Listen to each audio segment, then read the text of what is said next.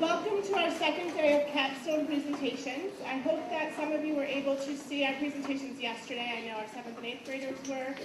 Today we are joined by our 6th grade classes, as well as some parents and grandparents and some uncles of the students who are presenting today. We also have two very special guests joining us today. We have Dr. O'Malley.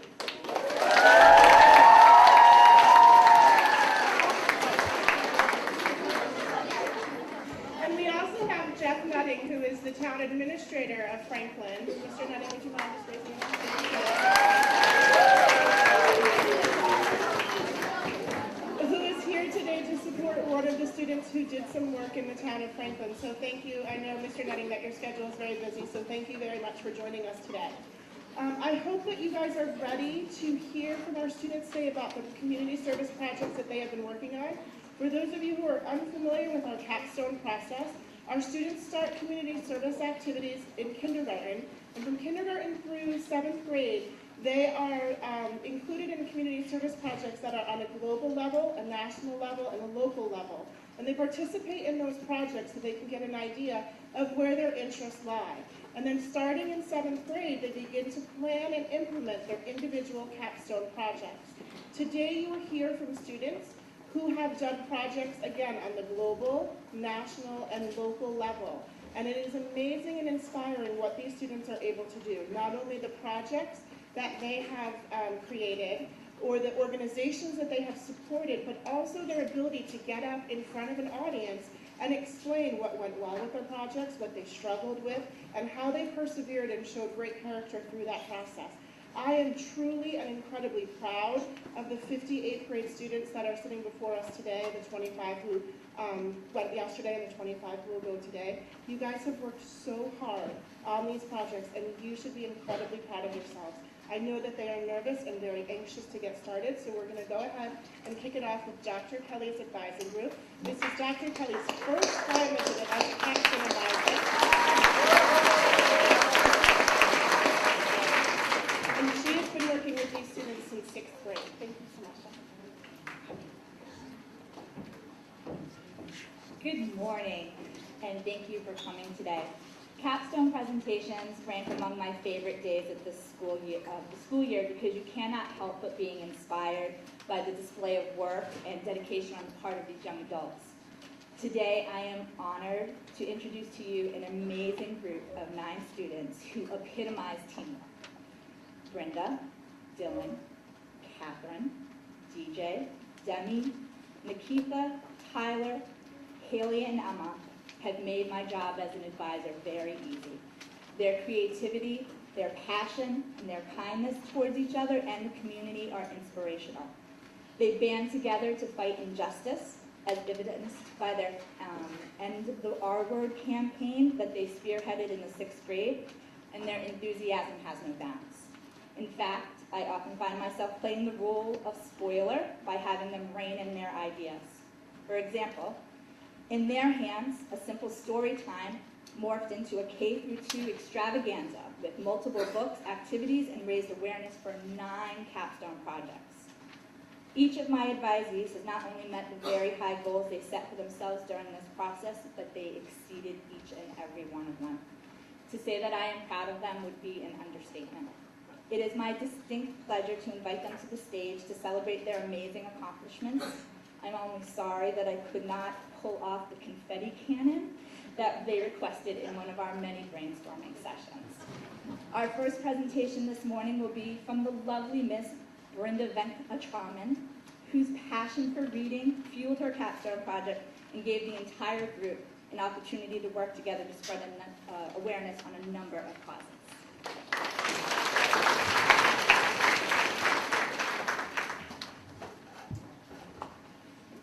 Hello students, parents, and faculty.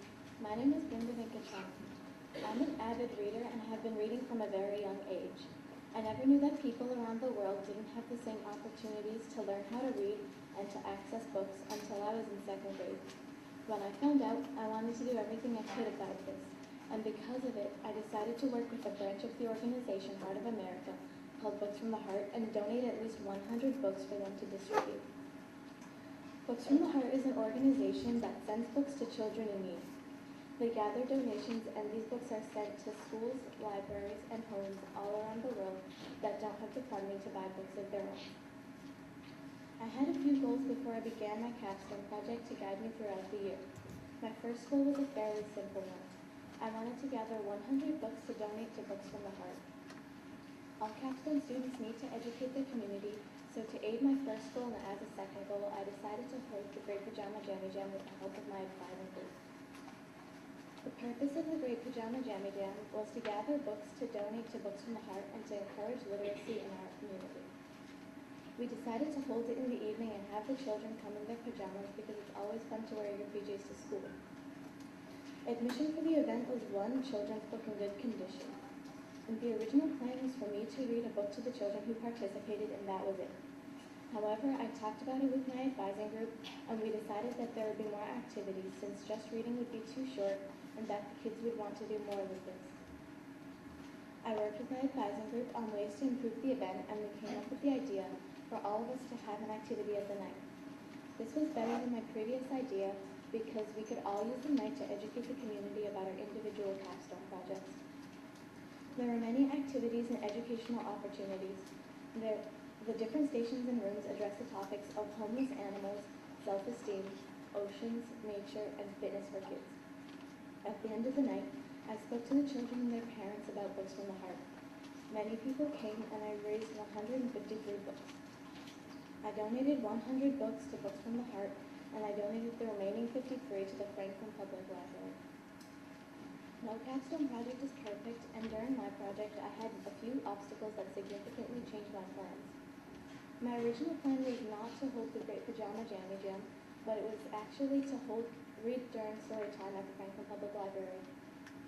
I spoke with a woman at the front desk at the Franklin Library, and I found out that I needed to talk to the head librarian. I contacted her through email but never received a reply, so I found out when she was available and came back on that day. I encountered an obstacle, however, when I found out that minors are not allowed to volunteer at the library, so I discarded the idea of reading at story time and instead decided to hold the Great Pajama Jammy Jam, which ended up being a huge success.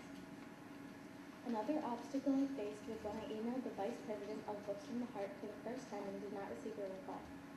I waited for almost a month, and after that time passed, I sent a follow-up email. I received a reply after my second attempt and was then able to continue with my project. Some positive results of my capstone were that children around the world will have more books in their schools and libraries thanks to the books that I collected and donated to Books from the Heart. Another was that more people learned about this issue and they can donate to or help this cause. I learned that this issue is much more serious than I thought it was before. I would like to take credit for this entire project, but there are many people that helped me with my capstone. First, I would like to thank my family. My mom helped me with filling out the forms and coming up with ideas for my capstone. My dad helped me a lot by packaging the books that I received during my book night, and he was also my main source of support there as well. Next, I would like to thank my entire advising group for helping out with the Great Pajama Jammy Jam. Each member helped with the planning, advertising, and running of the event. We even made and wore matching t-shirts.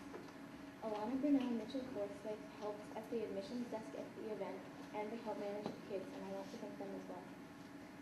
One final person I want to acknowledge is Emma Goulet. On the afternoon of the Great Pajama Jammy Jam, she came in with 2 boxes full of books. Without her, I would not have reached my goal of 100 books. My capstone project was a big success, and I had a lot of fun throughout the process. It was a great learning experience for me, and I would definitely do it again. Thank you for listening.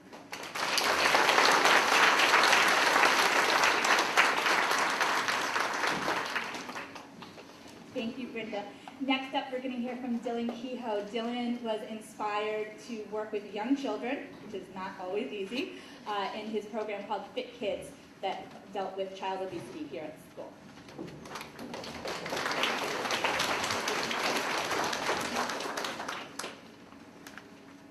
Good morning, students, faculty, and parents of BHCCPS. My name is Dylan Kehoe, and for my capstone, I focused on child obesity. In 2012, it was reported that 33% of Americans were overweight. In 1980, only 5% of Americans reported to be overweight. Child obesity is a rising problem in the U.S., and I plan to bring awareness of this issue through my capstone project. I chose this topic because I love to play sports and to be outside.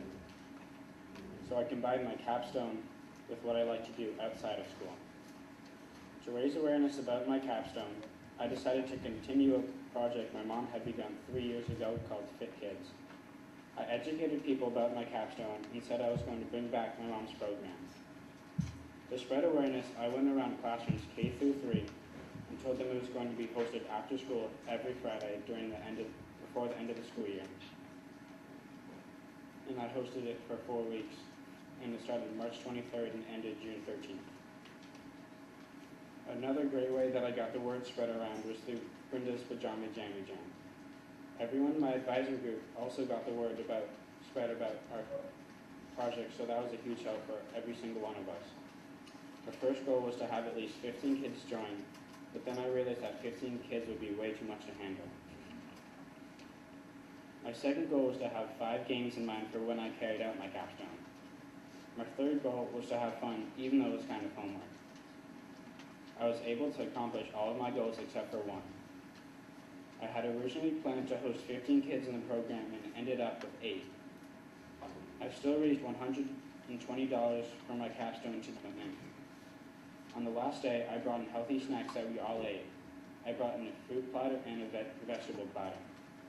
Many of the kids that I had for Fit Kids did not know what broccoli, cauliflower, honeydew, and cantaloupe melon was. And it was great to see the kids trying new foods and liking them too. My biggest obstacle was that the first day I hosted Fit Kids, it was a little bit rainy outside. So I decided to use the gym instead of going outside, and we went down to the auditorium and saw that there were chairs lined up from the assembly. We went up to the floor where the nurse's office is and used that floor as much as possible. I looked through the windows and saw that it had begun to get nicer outside, so then we went outside and used the courtyard. I overcame my obstacle by changing our initial location for class. I found it much easier to host a class outside rather than inside because inside we have a limited number of options to choose from.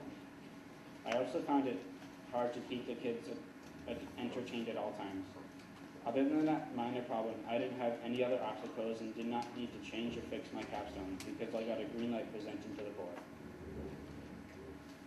Carrying out my capstone was the most exciting part for me.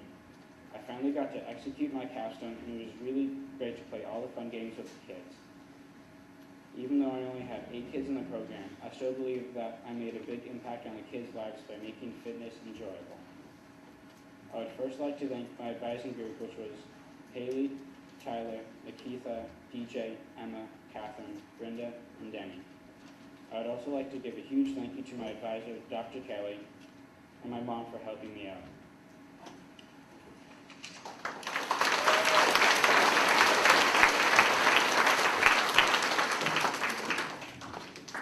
Next, we're going to hear from Catherine McAllister, whose love of the oceans inspired her to do a couple of projects.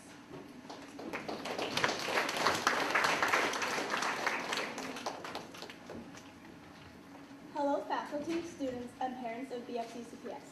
My name is Catherine McAllister, and for my capstone project, I work to spread awareness about water pollution and help prevent it as well. Water pollution is an issue worldwide. Many people don't realize that their actions are negatively affecting our bodies of water. I was very concerned about the people and animals that are affected by pollution, and I desperately wanted to get involved with this issue.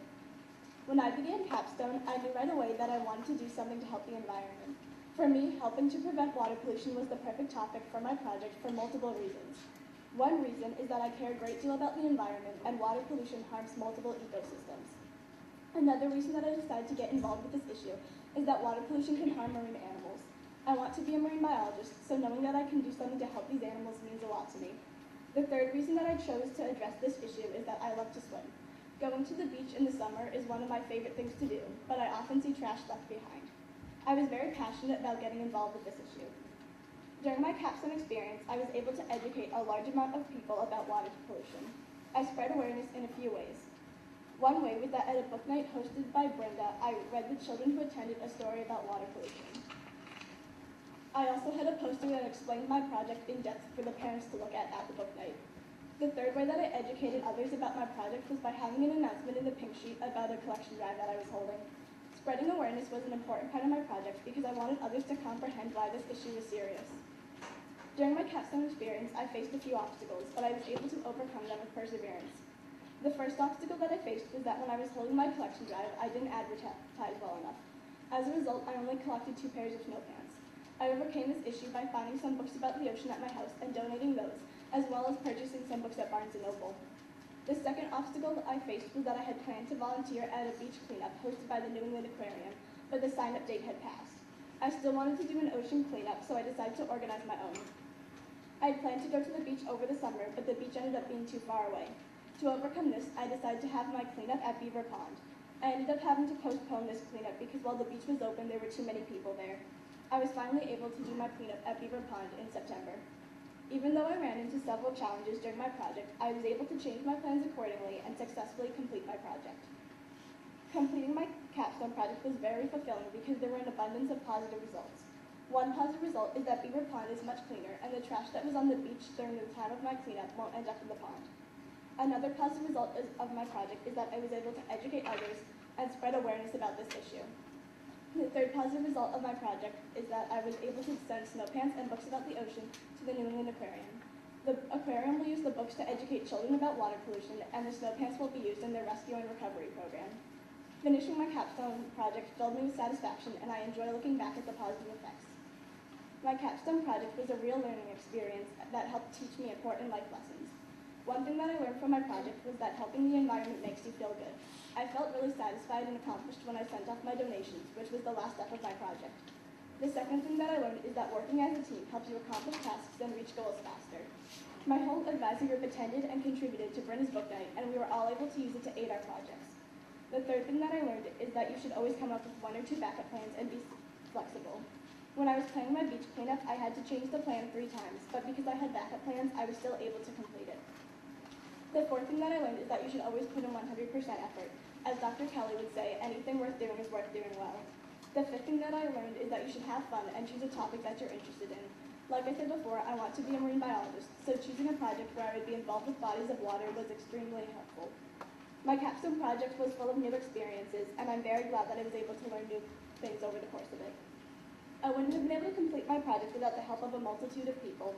I would first like to thank my mom for helping me with every aspect of my project, as well as for driving me everywhere.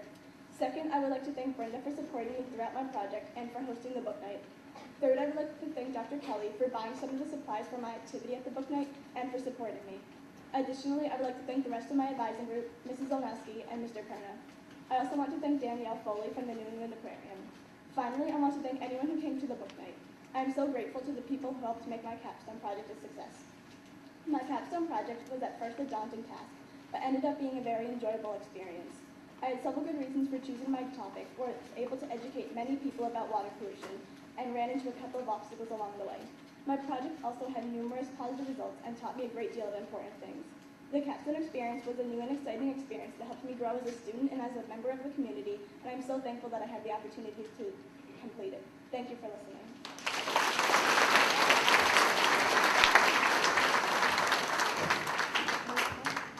Our next presenter is Mrs. Demi Patinas, who brought the joy of oh, I'm sorry. Let me keep the DJ.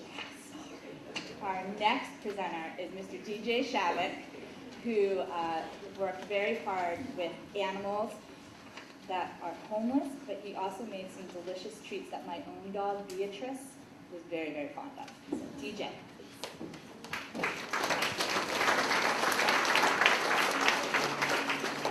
Hello, my name is DJ Shavik, and for my capstone project, I chose to raise money and awareness for the Mansfield Animal Shelter. This is a cause I am very passionate about. I have a soft spot for animals. I have, especially those in need of love and a home. Ever since I was little, I've had the pleasure of raising 5 dogs, all of which I consider to be my best friends. Animals bring joy and companionship to those around them. Animals love unconditionally. Animals are also a big responsibility. Animals need to be cared for, fed, and kept up to date with their vaccines. Animals can get sick and can cost a lot of money. Unfortunately, a lot of people don't realize how much money and work takes to keep an animal.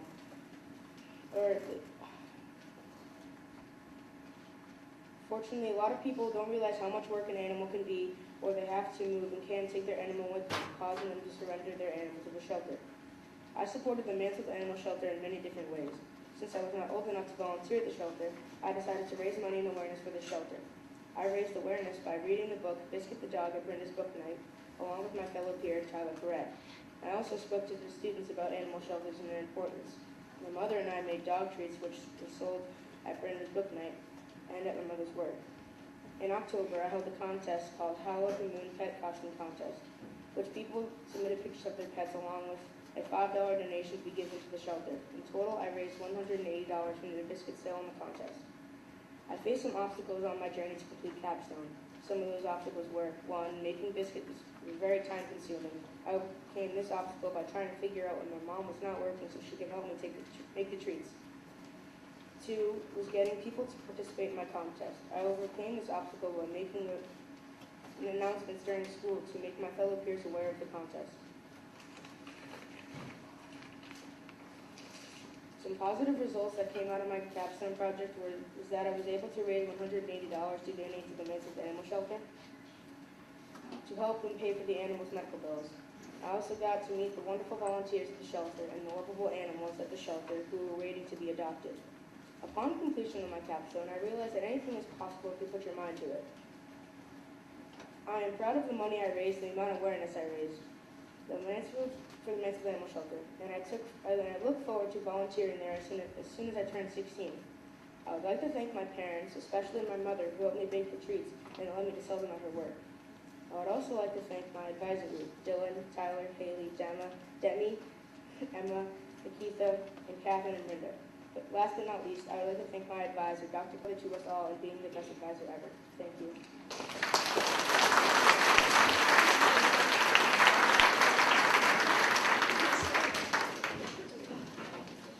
Promising to get emotional today.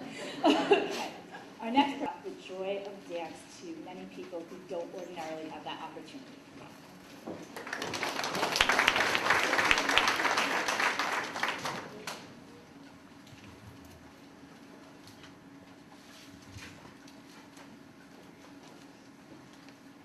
Good morning, students, faculty, and parents of BFCCPS. My name is Demi Patinas, and for my capstone project, I chose to work with people with special needs through dance. At the beginning of the capstone process, I knew I wanted to focus my project on dance because I have a passion for dancing and being on the stage performing. I also knew I wanted to work with children with special needs. I wanted to be able to help others who might not have the opportunity to dance. When thinking about my project, I decided to hold a dance class with children with special needs. While talking to my mom about the idea, she questioned it but the difficulty to find locations for the classes. My advisor, Dr. Kelly, told me about a dance and theater program for people with special needs called Extra Special Steps, or ESS. This program is held at the dance studio, Steps Off Broadway. I was interested in it since it was very similar to my initial capstone project idea. Then I contacted the director, Arlena, to see if I could volunteer there. After corresponding with Arlena many times, we set up a time to talk about my project. When meeting with Arlena, we talked about having a summer ESS program, which would be new to the studio. We both loved the idea. Last spring, we made flyers and wrote a press release about the program and sent them out to local towns' newspapers. For the summer, Arlena needed all classes to be mandatory due to the short amount of time. Not enough people were able to commit, so we had to cancel. Thankfully, I could still volunteer at the ESS classes that were held during the school year. Another goal for my capstone project was to have a collection drive for gently used and new dance shoes and leotards. At the end of 7th grade, I placed a collection drive bin at Denise's Dance Academy. I also hung up flyers in the studio and sent an email out to the whole studio to let everyone know about the collection drive. Over the summer, I did the same thing for Patty Eisenhower Dance Center. The last studio I conducted a collection drive at was Encore Dance Academy, and it was held this past October. I was able to donate 170 items to Donate to Dance. Donate to Dance is an organization that collects all types of dance shoes and clothing and gives them to low-income dance studios. My final goal for my capstone project was to raise awareness. One way I raised awareness was at Brenda's Book Night. Haley and I read a book about dance to the children who came to our room. After reading the book, we both talked to the children about our capstone projects.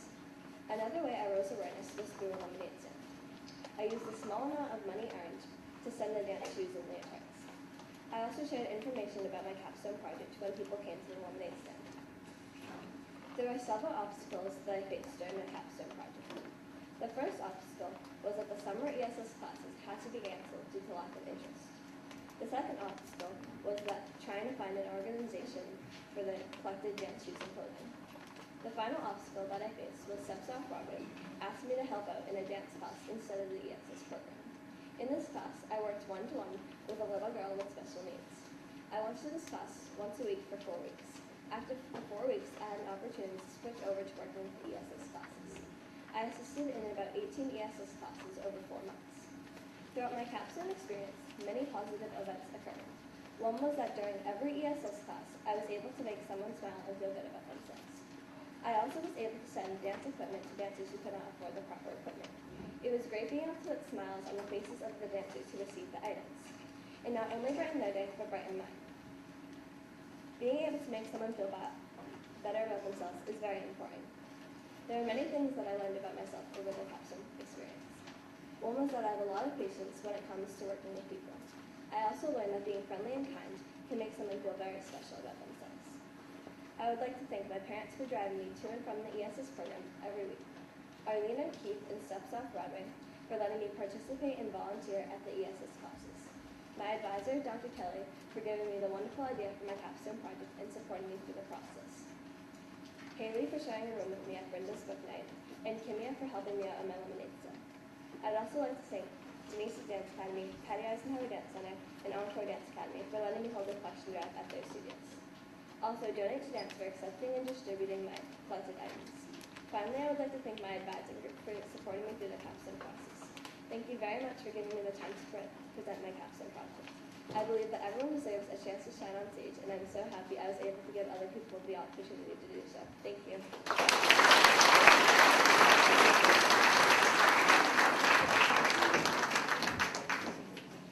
Next up, we're going to hear from Nikita Justice, who was inspired to help out young children who are hospitalized.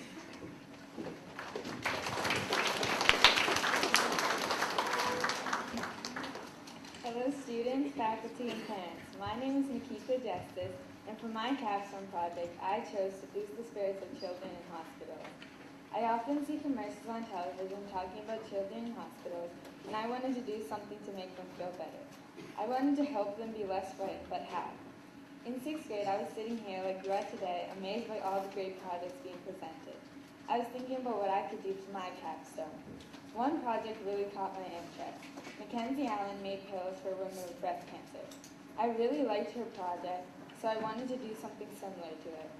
Over the summer, I brainstormed what I could do, and when October came, I knew exactly what I wanted to do. I decided to make blankets for children in hospitals. Almost everyone has or had a comfort object like a toy or a doll, and many of us had a special blanket. The hospital I picked to make my donations to is the Boston Children's Hospital because I knew that there were so many children there who would really appreciate these blankets. I raised awareness and raised money at 2 events. The first event was the Great Pajama Jam. This event was for K-2 and is an activity night where each person in my advising group held an activity that educated the community about their project. I ran a blanket making station. For $4 a student, I provided materials that the children could use to make a doll-sized blanket. After getting the children started, I talked to their parents about my project and raised awareness. This was a success because I sold out all my blankets by only the first round of children. I raised a total of $81. I also held a second event, a card-making night with my friends. I invited a few of my friends to help make cards. I talked about my project and we made 15 cards. Each card said positive things like you're awesome or have hope. I hope that these cards will provide happiness and joy for the people who receive it. Also, it's a way to tell the patients that they're not alone and that people care about them. After these events, I went to the Boston Children's Hospital in December. I was able to donate a total of 15 blankets and cards to the hospital. My goal was to donate over the summer, but due to some obstacles, I was not able to. I picked December as my next delivery date because I wanted the blankets to be a holiday gift for the patients. Some children can't go home for the holidays, so I thought that they would really need the comfort and joy from the blanket at that time of year. When I delivered the blankets, they thanked me over and over. After about a week, I received a card from Eric Cronin, who is the administrative coordinator at the Child Life Department at the Boston Children's Hospital, saying how much he and the patients appreciated my donation. That made me really happy to see that he wrote me a card saying that he was thankful. Throughout my capstone, I had two obstacles. The first one was that my first contact person, Deborah Newman, left the hospital, so I had to find another contact person. I emailed several people, but only one responded. Her name was Kenzie Tedeschi, and then she gave me another email for Eric Cronin. I emailed him, but it took a while to respond, and when he did respond, it was already the middle of September. So I was not able to deliver the blankets in summer. Another obstacle was scheduling the delivery date, because I can only go on weekdays, and many times I had to postpone because my dad was busy in work and could not take time off. While doing this project, I had some positive results. Giving the blankets to the kids at hospitals was amazing and really made me happy. I made a difference in the lives of 15 kids, and that's made me incredibly happy. Also, I learned that giving back is an amazing thing and can make you happy along with the person you're giving back to happy. Another positive result was the fact that I had to overcome one of my fears. I'm usually shy when it comes to talking to adults, but this project helped me build my confidence and have the courage to speak with my contact people. I want to thank a few people for helping me be successful with my capstone project. First, I'd like to thank Dr. Kelly and my advising group for helping me throughout my capstone. I'd also like to thank my parents for helping me with transportation as well as donating some money to help materials. The following people also deserve many thanks. My brothers, Nero and Evan, for their support and helping me throughout my capstone. My friends Caitlin Boys and Samina Rapp for helping me make cards, and everyone who bought and made the blankets at the Great Pajama Jam. And my contacts at the Boston Children's Hospital, Deborah Newman, Kenzie Tedeschi, and Eric Cronin. Thank you for listening.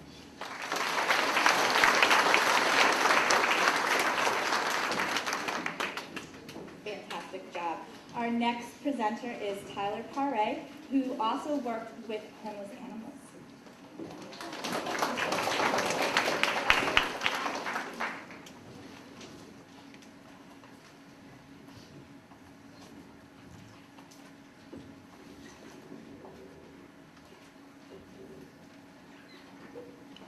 Hello students and faculty of BFCCPS.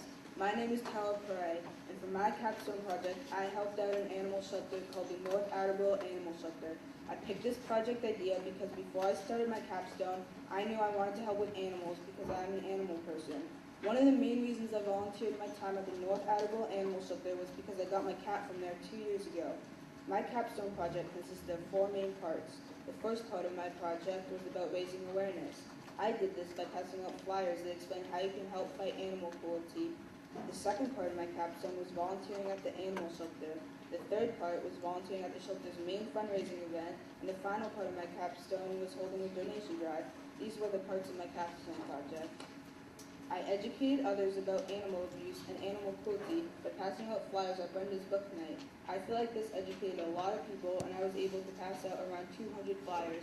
These flyers described how you could help out stray animals. I also worked with DJ to read a book to young students that was about a dog. I also volunteered my time at the animal shelter by walking the dogs and playing with the cats. The first week I came to the shelter, there was a pregnant dog. Then, after a few weeks of volunteering, I came back 1 week and she had 6 puppies. The cool thing about this was that every week I came back, I was able to take care of them and see them grow. Some of the ways I helped were to socialize the puppies and cleaning their pens. This was a really fun experience for me. I also ran a donation drive in my neighborhood. I originally planned to do the donation drive during the summer, but the week I was going to hand out the flyers about my donation drive, I got a flyer in my mailbox that said someone else from my neighborhood was running a donation drive. I didn't want to do it that week because I thought I might have not gotten enough donations. I overcame this obstacle by holding my drive at a later time. The drive ended successfully, and I collected enough donations to fill the back of a minivan. I dropped the donations off at the animal shelter when the drive was complete. The final portion of my capstone was that I volunteered at an event the shelter was holding. The event was called Strut Your Mutt, and it was a charity walk where you could bring your dog. There was also a lot of other activities, including a raffle and a police dog demonstration. I personally thought this was really cool. During the day of the event, I got up at 6 a.m. to help set up, and I also helped throughout the day by working at the raffle station. In the end, after I volunteered all my time at the animal shelter, it made me feel really good to know that I was helping these animals that wouldn't have had a home or might have not even been alive if it wasn't for this amazing shelter. I would like to thank my mom and my dad for driving me to the shelter every week. I would also like to thank my advising group for helping me along the way, Dr. Kelly for helping me stay on track through the capstone process, and Sam for helping me pass out flyers about my donation drive. Thank you for watching and have a good day.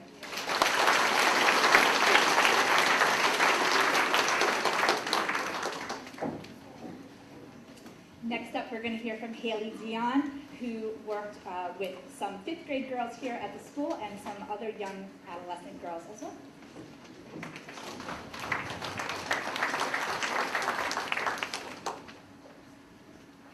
Good morning, students, faculty, and parents. My name is Haley Dion, and today I am here to talk to you about the mark I made on my community. If you have been aware of the media lately, one could agree that several young girls suffer from lack of confidence. This is a result of magazine covers, products, and television commercials focusing on how to become prettier, skinnier, and more popular. These constant advertisements are causing girls to feel bad about themselves and become depressed. This problem encouraged me to try and help young girls boost their self-image as well as teach them the importance of self-esteem. I believe that my work was a positive influence on our community, especially with girls and their families. The focus point of my project was self-esteem. People can have 2 types of self-esteem, low and high. It is very important to have high self-esteem because if you're always thinking of things negatively, you'll get nowhere in life. As part of my endeavor to boost girls' self-esteem, I created an inspirational bulletin board called Be Beautiful, located in the 5th and 6th grade hallway. I decided to name it this for within the title, a message states that when you are yourself, you are beautiful. On my bulletin board, I attached inspirational quotes and images that hopefully brought joy to the students at BFCCPS. Along with creating an inspirational bulletin board, I held 4 girls' lunches. These lunch sessions were held during lunch and recess on Thursdays and Tuesdays in September. The purpose of my lunches was to explain the importance of self-esteem and help boost girls' confidence through fun activities. With the help of Mrs. Pipe, I taught the girls important facts about self-esteem. At each lunch, I would speak about a different aspect of self-esteem and would conduct new activities that hopefully helped raise the girls' confidence. For part of my capstone, I worked with Girls Inc., a nonprofit organization that strives to boost girls' self-esteem. In October, I volunteered at Girls Inc. with Kaylee DeSimone, and I learned several things. I learned that young girls are not quite aware of what self-esteem is. This made it somewhat difficult to explain why we're conducting the specific activities we were. Even though my time at Girls Inc. was short, I know my presence was valuable. Another part of my project was educating others. Last June, Brenda Van Gutraman held a book night for students in the younger grades. At this event, my advising group and I took turns explaining our capstone projects and raising awareness about the causes. I did so by talking to the attendees about the importance of self-esteem. I also rose awareness by talking to my lunch buddies about the importance of self-esteem and what it was. Hopefully the time I took to spread awareness about self-esteem helped young girls and their parents understand its importance. Within every project, there are obstacles. For instance, at first I planned on volunteering at Girls Inc. over the summer. However, miscommunication between myself and the director of volunteering disabled me from volunteering at the time I wished. I overcame this by rescheduling my hours with a Girls Inc. staff member. Another obstacle I faced was that I originally wanted girls in grades 5 and 6 to attend my lunches. Sadly, this was unable to happen because of the interference with the 6th grade Nature's Classroom trip. Even though I faced obstacles within my project, I was able to overcome them because I stayed calm and didn't give up. Throughout my capstone, I learned a lot about myself and my issue. I discovered some of my hidden strengths and weaknesses. I learned that I am very good with time management, but I am weak in communication. My time management skills were tested when I had to adhere to the deadlines of all 7 steps, as well as manage my schoolwork, volunteering, and my lunches. Looking back at my project, I am able to see what worked well and what didn't. My capstone was very successful. I positively affected young girls from both BFCCPS and the Worcester community. Some of the positive results of my project consisted of volunteering at Girls Inc., creating my bulletin board, and spreading awareness. I hope that I helped girls realize the importance of self-esteem and feel good about themselves. Without the help of many people, I would not have been able to complete my project. I would like to thank my parents for always being there for me, whether I needed moral support or a ride. I would also like to thank Mrs. Desimoni for driving Kaylee and me to and from Girls Inc., and Kathy Osgren for allowing me to volunteer at Girls Inc. Thank you Kaylin, Demi, Anna, and my sister Keely for helping me create my bulletin board. Thanks Mrs. Pipe, Miss Bramwell, Demi, and Kimia for helping me run my lunches. Thank you to Dr. Kelly and my amazing advising group. Without you, I would never have been able to complete my project. Finally, I would like to give a huge thanks to the 5th grade girls who took time to attend my lunches. Without the love and support from all of these people, my capstone would not have been as successful. Thank you for your time and enjoy the rest of the presentation.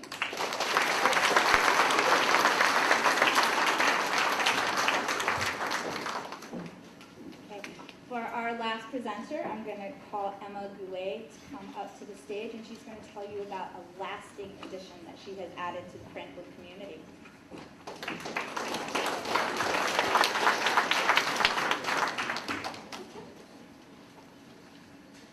Hello and good morning, students, parents, faculty, and guests of BFCCPS. My name is Emma Goulet, and for my capstone project, I helped with the Delcart property here in Franklin. My project was researching, designing, building, and installing 6 trail signs. I helped Jay Mello, the assistant town engineer, clear the trails.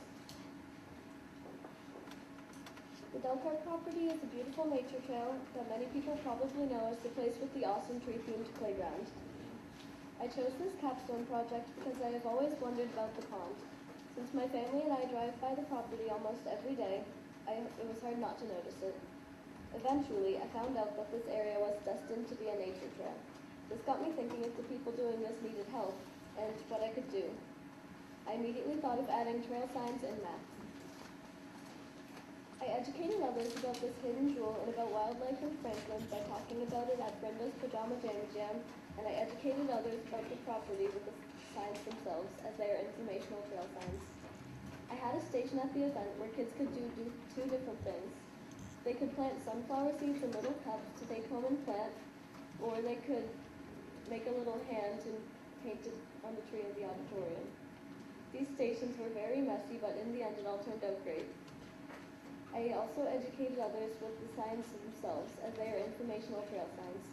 These signs have writing about different information at Delcart and a trail map saying where you are. The sign topics are Canadian geese, the history of the Delcart property, mute swans, ticks, Ernest Delcart, and the last sign is about how to keep trails safe and respect wildlife. While carrying out my capstone project, I ran into many setbacks. I had to fix the signs twice due to misprints and duplicates. After I installed all of the signs the first time, I realized that there were misprints. When I was installing the corrections for those, I realized that there were 2 duplicates. Correcting these duplicates was the final time I installed the signs. Also, my entire project took a lot longer than estimated. This was not due to procrastination as much as it was due to weather not cooperating. One big setback was obvious. How was I going to get these signs, and where was I going to get the money? This was solved by a sign making company called Signs by Can, which donated all of the signs, including reprints, completely for free. However, I did need money for the cedar signposts. I ended up getting money from Brenda's book night for that. There have been a lot of positive outcomes from my project, including that people will enjoy the signs for a while to come. I loved having my station at the Pajama Jam and installing the signs. I also loved meeting walkers on the trail. When I was first starting to take action with my project, I met some great people. This was when we were just finishing clearing the trails. We met people already beginning to use them. I also got to meet a little boy named Charlie who was enjoying the walk. He wanted to put in the sign in the ground for me, although he was a little young for the job. I learned a lot from this project. I learned about conservation, civil engineering, the process of putting signs together, that installing 6 signs securely into the ground is difficult, and that you do not have power over other people's actions. I learned this when I went to insert a reprinted graphic into one of the signs and found out that one of them had been vandalized. I could not fix this, but instead I learned a valuable lesson that sometimes you just have to let it go. My capstone project has been a fun learning experience. I loved carrying it out and walking on the trails. I would like to thank Dr. Kelly for helping me so much with my project, Science by Cam for donating all graphics and reprints, Jay Mello for helping me and for helping me, all of the walkers at Belkart, the Conservation Commission for allowing me to carry this project out and giving me a certificate of appreciation, Jeff Nutting, the town administrator, George Russell, the conservation agent, my family for motivating me, my advising group for moral support, Kimya, Alana, Nikki, and Sophie for helping me clear the trails, Brenda for hosting her book night, and Mr. Perna and Mrs. Zolnowski for approving my capstone project and giving me the green light to move forward. Last but not least, I would like to thank everyone here for listening to my presentation. Good luck to the other presenters, and I would encourage everyone to go visit the Belkart property.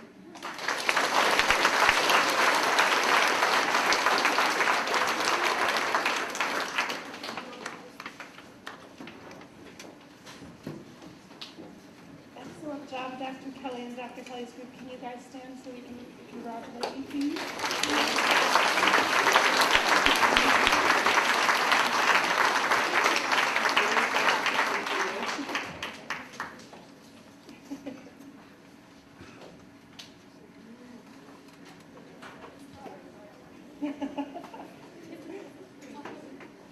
Very good. Thank you guys very much. Up next, I would like to welcome the next group. This teacher had a little bit of a trip that she needed to take in the beginning of the year, and I think we have all said multiple times, but we need to say it again, how very much we missed her while she was gone and what an incredible impact she herself has to our school. She is an amazing advisor, and she is very excited to be able to present her advising students to you today. So thank you very much, Madame Louise.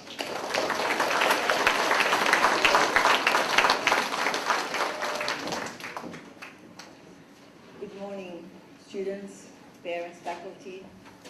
Nice to see Dr. O'Malley with us too, joining us. Yes, I had my own capstone. My own capstone was life always tests you. My trip to Australia was not predicted. My mother was diagnosed with breast cancer and she's doing well. I know lots of people are asking how she's doing, and she's doing well. I wouldn't have been able to be with her if it wasn't for the support of Mrs. Anowski, Mr. Perna, my fellow teachers, and my students. Of course, I had to think about it, like, first was for 1 week, and then I call again, it was second week, and it ended up being 2 months and a bit. And all along, Mrs. Anowski saying, you just take as much time as you want, you can, or you have to. So I knew I had to be there, but I was always worried and thinking of my students, my advising class, all my students. So forever we were always corresponding, and I knew they were in good hands because I know Mr. Perna took over for a while, and then I had no Coach Burke was supporting all the time, my advising group, and Miss Riolo who subbed for me. I am very, very proud of those 9 students. I've seen them since grade 6, and they are like my children. That's how I feel, very protected, very proud of them. And I know today you will shine. And it's sharing a story and sharing their story. It doesn't have to be always a story of success or how much money you've raised. It's about sharing your experience, your ups and downs, and what you've learned, and how you become a better person through it, and hopefully continue the work that you're doing. And I haven't been to many schools where we do capstone, grade 8. These are 13-year-old children going through this. What a learning experience. And we take them through that process, and we always want them to succeed and feel good about themselves, whatever, and I know that we work very hard, and they work very hard. So before, you don't want to hear, you're going to hear them presenting it. So I'd like to introduce my first opening up. First, let me introduce them. I have 9 students: Patrick, Katie, Aiden, Jared, Vic, Claire, Alana, Rachel, and Angela. I'd like to start with Patrick Cronin, who will be presenting and talking about Penn Mass Challenge Franklin, and he worked for Dana Fava and Jimmy Fund, Cancer.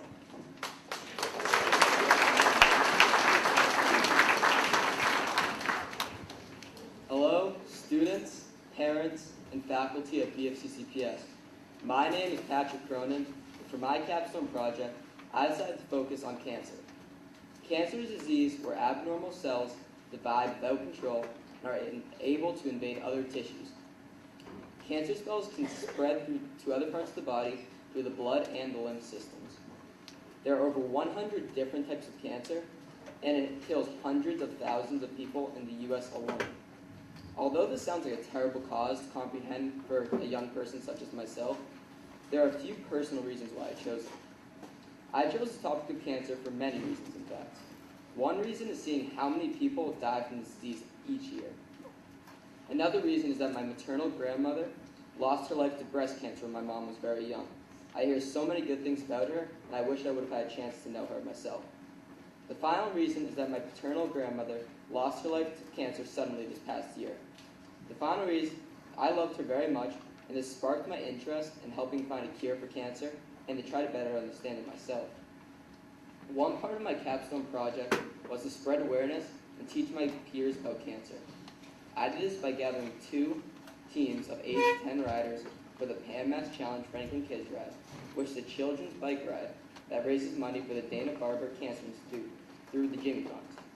The Jimmy Fund supports the fight against cancer at Boston's Dana-Farber Cancer Institute, raising funds for adult and pediatric cancer care and thorough research to improve chances of survival for cancer patients across the globe. At the conclusion of the ride, there are speakers who talk about cancer and their care at Dana-Farber, and there are even a few guest speakers who are cancer survivors themselves. I also had a guest speaker from the PAMS Challenge Franklin Kids Ride come into our school and talk to my peers during lunch about this organization and what it does for cancer care and research. The final thing I did was to sell bracelets to my peers so they could make other students aware, and I collected money outside Dunkin' Donuts on Saturday morning and raised $128, which exceeded my goal of $100. I also learned from this, if you look at someone long enough in their car, they'll roll down their window and give you money.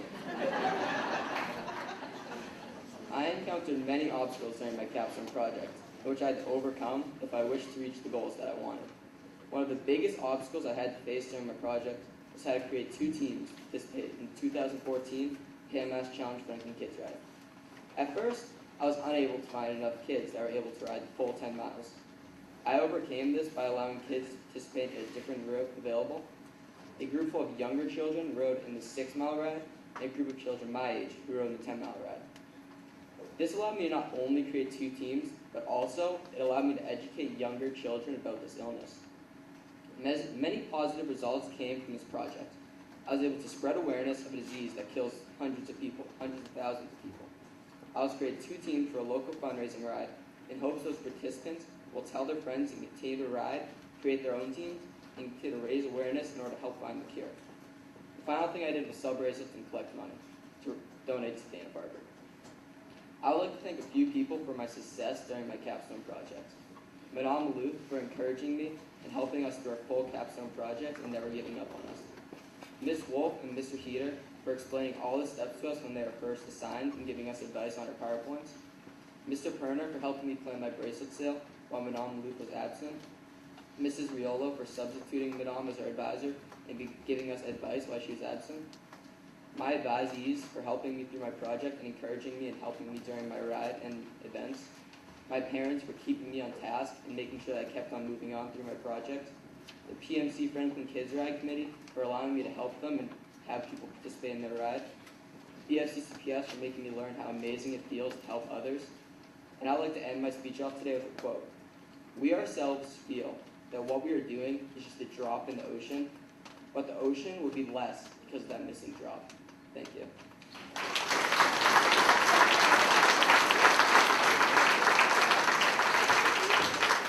Fantastic job, Patrick. It always brings tears to my eyes. Beautiful. Katie Aiken worked with kids' birthday wishes, and it was an amazing experience for her, discovered many, many things. So Katie Aiken.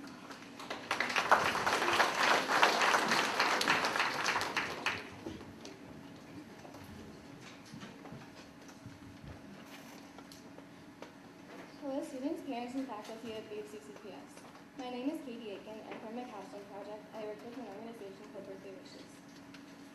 Birthday Wishes is an organization that serves Massachusetts, Rhode Island, and Long Island, New York. They give homeless children a chance to celebrate their birthdays by giving them birthday parties. They believe that all children, regardless of their living situation, should celebrate their birthdays surrounded by family, friends, and others who care. I chose this because I remember the joy of having a birthday party and how happy I was. Then I found out that there are 96,000 children in Massachusetts that do not get this opportunity, and I feel that they all should have this experience. Last year, Birthday Wishes provided 25,000 of these children with the birthday party. My goal is to earn enough money to finance the entire party, to include presents for the birthday child, plus small gifts for all the children, the cake, party supplies, and snacks. I estimated the cost of all this to be about $200. I developed a plan using my skills and interests to earn the money to throw the party. I'm qualified to babysit as I've completed the training course in Franklin. I also have a pet dog and I have an idea of how to care for dogs. I got the idea to start a small business venture focused on child and pet care. I developed a plan to communicate my availability to families in my neighborhood using social media and telephone calls. Over the course of 4 months, I earned the necessary money to host the birthday party. Once the day was scheduled and I found out more about the child and the other attendees, I ordered the cake and thought about games, crafts, and music to help make the party more exciting. I went with my mother to pick it up and also went to purchase all the birthday party decorations, game materials, and craft supplies.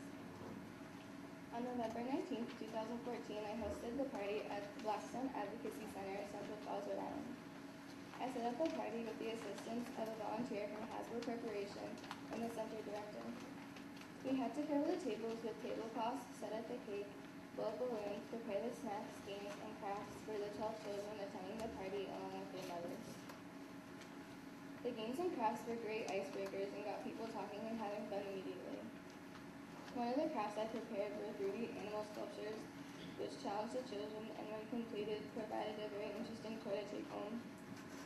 The kids liked them so much that one of the mothers asked if she could have some extras to take home. We also played games like Simon Says and Hot Potato. All the kids who attended were very easy to talk to and we discussed some of the things going on in their lives. One 6-year-old boy who attended with his brother, sister, and mother was very happy and excited that he and his family were moving into a new apartment the following week. He was jumping and screaming because he was so excited about telling us his plans. I encountered some obstacles while completing my capstone project. I had originally planned to hold a toy drive to obtain the presents for the children, but with birthday wishes, the age and gender of the child are not known until almost the last minute. After discussing this with the birthday wishes director, Susan Costas, we decided it would provide more flexibility to buy the presents specifically for the birthday child. Obtaining the money needed for the party was another obstacle that I was able to overcome with hard work. Also, there were some communication problems between the organization and the shelter director. Because I kept calling the shelter and the organization, I was able to improve communication between these two people. Despite the obstacles I faced, I overcame them and completed my capstone. Some positive outcomes were that I raised over $200 more than I had planned, which I donated to birthday wishes. I also brought smiles to all the children who attended the party. Some things I learned were that I enjoy working with children and seeing the smiles on their faces. I also learned to appreciate the fact that I was fortunate enough to have birthday parties when I was younger. I think most of us take it for granted that growing up we had great birthday parties given to us by our parents, and sometimes birthday parties may seem insignificant. Not until I encountered these wonderful children did I realize how special these parties are in a child's life. Some people I would like to thank for helping me throughout my capstone project are my mom for driving me places and helping me at the party, Susan Costas from Birthday Wishes in Pawtucket, Rhode Island. I would also like to thank Madame Maloof and my advisory group for supporting me. Have a nice day and thank you for your time.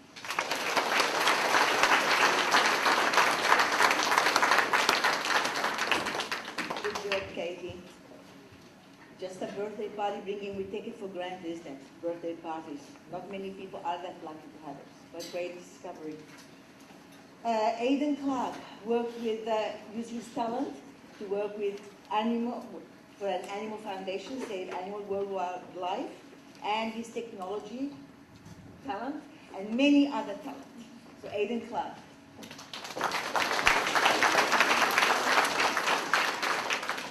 Good morning, students, faculty, parents, and fellow 8th graders. My name is Aiden Clark, and I did my capstone with the World Wildlife Foundation, also called WWF. That's why I called my project Save an Animal's Life. I chose my project because I really love animals and have many of my own, including dogs, cats, fish, and hermit crabs, so I care about them a lot. Because of this, I would hate to see any animals go extinct or even die. After thinking about how much I care about animals and doing some research on endangered animals, my WWF project was born. I helped by educating, raising awareness, and raising money.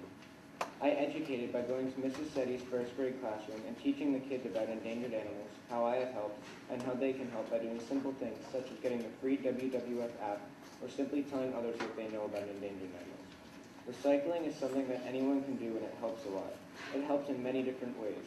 For example, if everyone recycled plastic, there would be less need to make it, causing less harmful byproduct gases in the air, helping not only endangered animals but people too. And if everybody recycled paper, there would be less need to cut down trees to make the paper, helping forests stay alive because deforestation is the #1 cause of endangered animals. It can also keep litter out of the oceans. Sea turtles eat jellyfish, and it could think a plastic bag floating in the ocean is a jellyfish, eat it, and get sick or die. Or those plastic soda can rings floating in the ocean can get caught on a fish or bird's neck and suffocate them. I raised awareness by downloading the WWF apps to all the school iPads and presenting my capstone at an assembly in 2014. Finally, I raised almost $250 from a hot chocolate sale in late November. My obstacles were planning and scheduling mostly. I had to replan and reschedule the hot chocolate sale in the morning and the meeting with Mrs. Setti's class because of chorus, band, student council, and class during the day. I had also planned to volunteer at Southwick Zoo over the summer, but I was not able to do this because of my age and the fact that my parents had to be there the whole time I was there, but because they had work, I couldn't do it. I also learned how important it is to help animals because they all work together in an ecosystem. It's like a game of Jenga. You can keep taking pieces out, but when it falls, it's going to be a huge mess. My WWF project has many positives to it. Hopefully, educating the younger kids of this generation can inspire them to help endangered animals and tell people about them. I raised almost $250 to help animals, and that is a lot because one animal can be between $5 and $100 to adopt. So $250 might not seem a lot, but it's helping animals one by one, and that will still make a difference.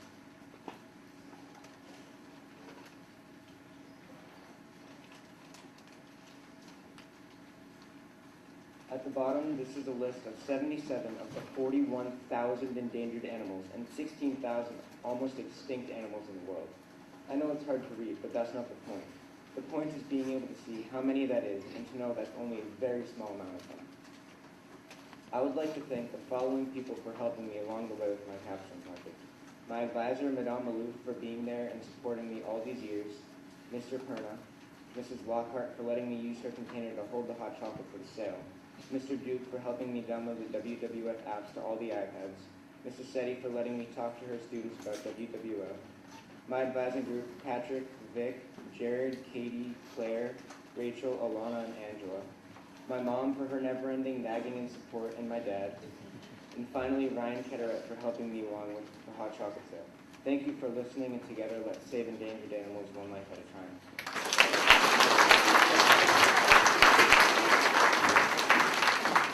Thank you, Aiden.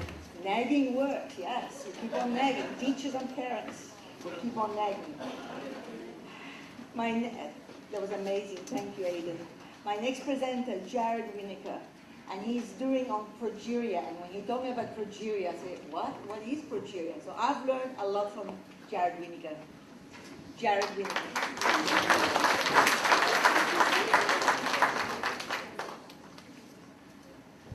Good morning, fellow students, parents, and faculty of the FCCPS. My name is Jared Winokur, and for my capstone project, I chose to work with the uncommon disease progeria. Progeria, or Hutchinson-Gilford syndrome, was given its name by Dr. Jonathan Hutchinson and Dr. Haslin Gilford, who first discovered the disease in 1886. This disease is a very rare and fatal genetic condition characterized by the appearance of accelerating aging in children. As you can see from Sam's picture of Robert Kraft, his appearance is not that of a 15-year-old boy, but of a much older man. The effects of this disease cause a person's body to both physically and internally age at a much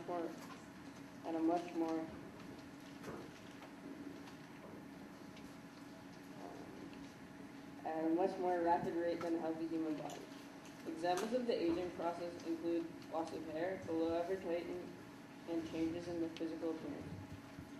Symptoms of progeria can develop as early as 18 to 24 months, and their average life expectancy is only 13 years of age. I chose to work with progeria because recently in Foxborough, Massachusetts, a young man in high school named Sam Bird passed away from progeria. When I saw Sam on TV, it really sparked my mind, and I knew I wanted to work with an organization with a disease that many people have never heard of before. Progeria was exactly that, considering that there are only 125 people in the world that suffer from this disease. Knowing that progeria is not a well-known disease, I knew I wanted to spread awareness. When I moved from my whole advisor group, I never even heard of progeria before. I started by handing out flyers to grades 1 through 8 describing my capstone project and the events to benefit awareness. These flyers educated them on what progeria is, how many people it affects, and other facts about the disease. I spent a bit of each time in each class and gave them the opportunity to ask questions, which I then answered. The flyers also notified people that I was having a popsicle sale in order to raise money for the research. On my 2-day popsicle sale, I raised just about $250. I was so excited because I had only originally planned to make $100. Next, I decided to have a PowerPoint presentation during the assembly to teach the faculty, parents, and students more about progeria. This rare genetic disease needs our help to raise worldwide awareness. I felt even after completing the previous event, I still wanted to do more for the Progeria Research Foundation. I found on their website they were hosting a 5K fundraiser. My family, friends, and I signed up for the race, which is called the Race for Research. Now that's Sunday. It was located in Peabody, Massachusetts on September 7th. I started raising money by contacting my family members and friends asking for donations. I received very generous gifts and was able to collect $310.76. I was very happy and grateful to everyone who donated, no matter how large or small, because every penny counted. Although it may seem that my capstone project had no bumps in the road, that is not completely honest. There are many obstacles I faced, but most of them are minor, and they helped me to understand how to do things better in the future. The first obstacle I overcame was that a lot of people that want to run about 5K did not make the application deadline. I solved this problem by contacting the Premier Times. She told me that if me and my friend showed up early, we could still participate. The second obstacle I faced was that not many people had read the advertisement I put in the pink sheet detailing my popsicle sale. I ended up having to hand out flyers for everyone to see and have my friends and I spread the word about the sale. Overall, though, my capstone project was a huge success. I felt I educated lots of people in my community. I raised $572.21, which I then donated to the Progeria Research Foundation. None of this would have been possible though if it wasn't for the help of so many people. I'd like to thank my parents for always helping me with everything, and purchasing and delivering the popsicles, and for giving me the idea of the 5K. I'd also like to thank my great advisor, Manamalou, for her donation to the 5K, and for helping me and being an awesome advisor throughout the capstone journey. Thank you to my whole advisor group for the great ideas, and thank you to Patrick and Dylan and Luke for helping me sell my popsicles, and for everyone that walked in the race with me. I also would like to thank Ms. Riola and Mr. Perner for helping me with my capstone goal when envelope was gone. Also, thank you to everyone who bought popsicles and supported me along the way. My hope is that throughout my capstone project, many people now have an understanding of what progeria is. Thank you.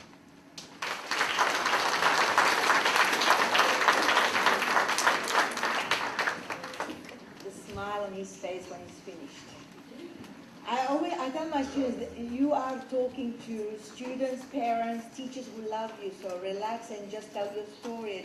And Jerry did an amazing job. Now we know what progeria is. And what I haven't told you, these kids, is how hard they've worked. How many times Jerry's gone that far and trying to reach that person, talking to the people in the organization. It all sounds so simple, it is not. So I'm very proud of each one of you guys. Vikram Vinayak, and Bigger Than Bullying. And he's going to tell us and continue the work of anti-bullying. Yes, go ahead.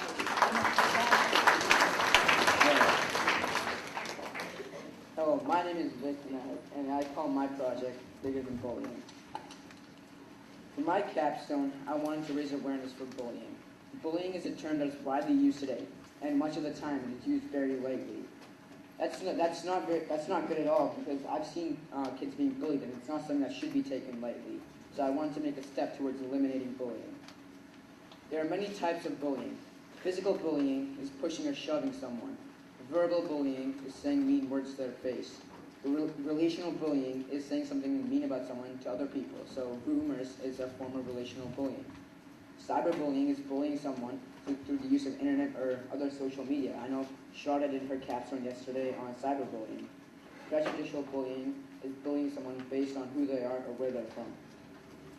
There are also many results to bullying. Some of them include depression, anxiety, decreased academic and physical performance, loss of interest in activities that they normally like, and feelings of sadness or loneliness. So for my capstone, I decided to work with Mrs. Evangelo, who's the head of the organization Ben Speaks.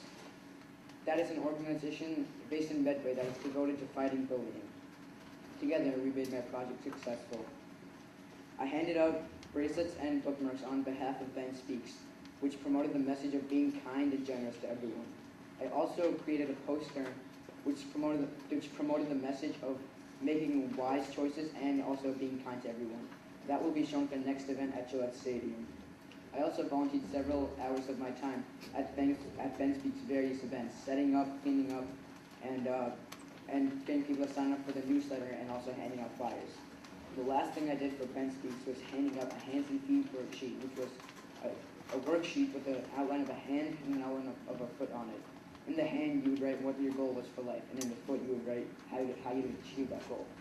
The pictures that you see are the Ben Speaks logo, a picture of the bracelets that I sold, and a picture of the Ben Speaks Concert to Remember, which is an annual concert held in memory of Mrs. Evangelo's son. I also faced some obstacles during my capstone process. Miscommunication was my first obstacle. I had lots of activities going on during the summer, and I had to communicate to Mrs. Evangelo a lot through email. Through all those emails, word was lost, and we both miscommunicated a number of times. That also led to my second obstacle, which was selling bracelets. Originally, selling bracelets for money was one of my capstone goals, but Mrs. Evangelo decided that she wanted to hand them out for free along with bookmarks to promote the message of being kind. This was originally problematic, since one of my capstone goals was to sell bracelets, but I solved that problem by readjusting my goals so it would allow me to give them out for free. Some positives are that my poster will be shown at Gillette Stadium at the Ben Speaks next event. Also, I achieved most of my goals on time and everything worked out good. I also got a lot of positive reviews from everyone saying that the hands and feet worksheet empowered them to do better in their lives. And also they said that they liked the bracelets because they were glow in the dark. I learned that people appreciate any type of donation towards a good cause, and it does not have to be money. Your time is worth as much as your money, and people will still appreciate it, even if you don't give them money. I have lots of people to thank for my capstone project. Thank you to Mrs. Evangelo. If it wasn't for her, I wouldn't be here right now giving the speech. Thank you to Mr. Kerna and Mrs. Zolnowski for approving my project. Thank you to Madame Malou for being a great advisor and helping me on every step of my journey. And also I have a big shout out to my advising group for supporting me, especially through my obstacles.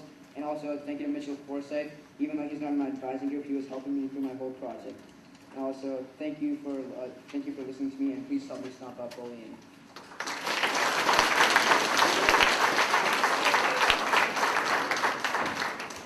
Thank you, Vic. Our next presenter, Claire Dolan, and she's worked with Special Olympic and Project Sunshine. She did 2 projects, amazing work and long hours. So here she is with her story. Claire Dolan.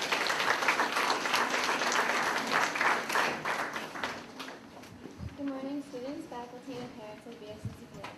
My name is Claire Dolan, and for my capstone project, I decided to focus on children with disabilities and also children who are in the hospital. I chose this project because I originally wanted to work with children and volunteer. I remember that another student helped at a Special Olympics event last year, and I thought it would be a fun and rewarding experience to do the same. My goals in the beginning of the capstone process were to raise at least $100 and donate it to an organization. Another one of my goals was to volunteer at least one Special Olympics event and raise awareness in my community. I worked with 2 organizations. One was Special Olympics that deals with kids who have disabilities, and the other one was called Project Sunshine that deals with kids who are in the hospital. During my summer vacation in July, I volunteered in an event called Film Fest, which is organized by Special Olympics. I thought I was going to be working directly with kids, but instead I helped them by showing them where to place their backpacks and then hand them back when they were done with the race. I did this for 6 hours. This does not sound like much, but every person had a black backpack, and it was very hard to locate at times.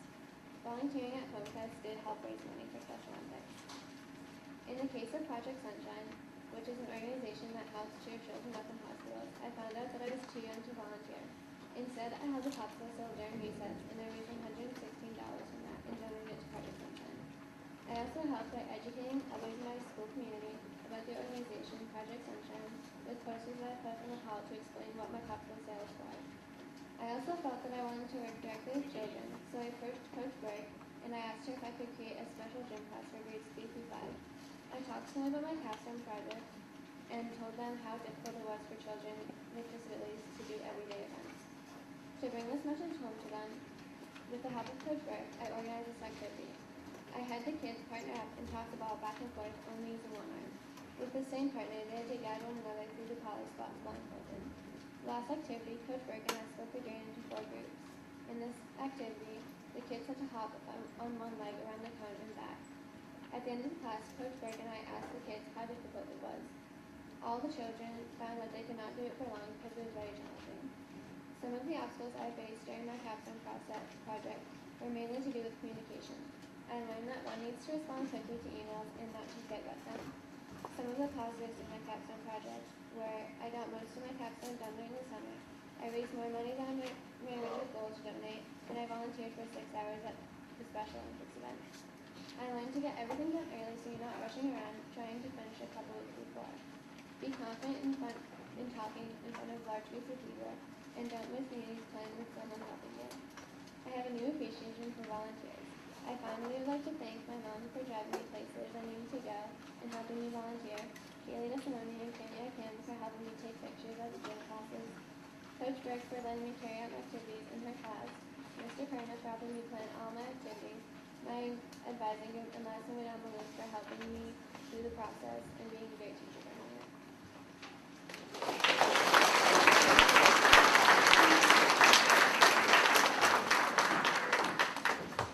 Yeah, it's not easy to volunteer for 6 hours, putting backpacks, getting backpacks back, and they're all black backpacks. Very challenging. More than that, isn't it? Thank you, Coach Berg, for helping them with this Olympics, Special Olympics, for a great experience. Our next presenter, Elana Marie Brunel. Wonderful Elana worked with stray pets in need and discovered she always loved animals, and she's going to share her story.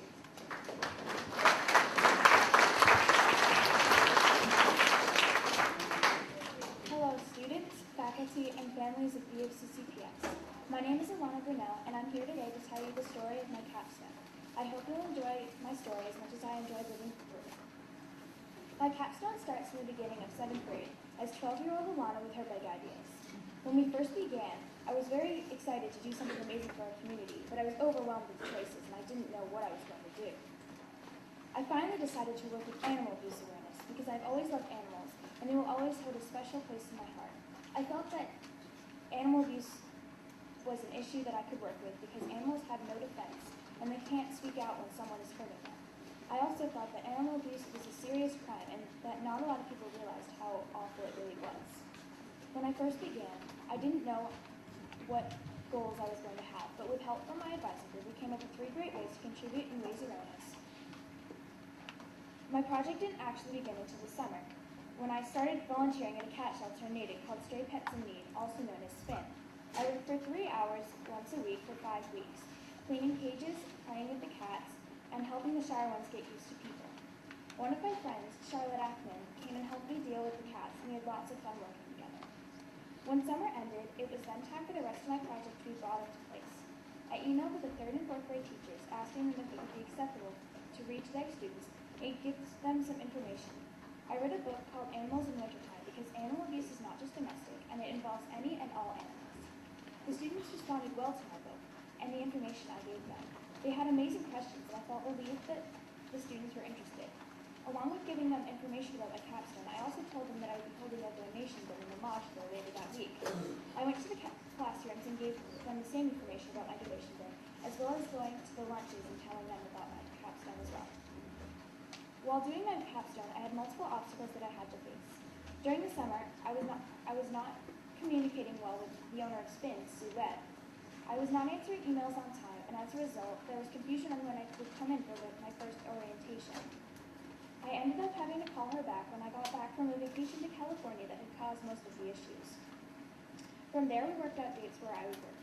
Again, in the fall, when I was scheduled to meet with one of the classes, I got sick and couldn't reach the students. This was thankfully the only class that I had issues with, but it still upset me because I was already rescheduling it again because of a test. I emailed with Mrs. Dwyer, the teacher that I was having issues with, explaining what had happened. Another obstacle that I had was that while I was trying to figure out which classes to work with, I wanted to work with the first and second graders, but I realized that they were too young and the teachers didn't want me to read to them because they thought the topic that I chose was too old for them. One other obstacle that I faced was that I had only 5 donations in total when I had my bin. I was hoping to get at least 10, but I was still thankful for what I had gotten.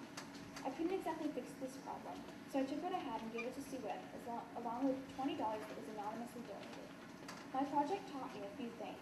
It taught me that slacking off is not an option, and due dates were very important. Early on, I decided to pretend that these due dates were not important, and this resulted in me falling behind my other advisees. My wonderful advisor, Madame Malou, helped me understand this better by explaining to me that I was going to do poorly and unable to graduate if I did not keep up to date. This talking to really whipped me into shape, and I worked much harder as I progressed in my capstone. There are a few people I would like to recognize.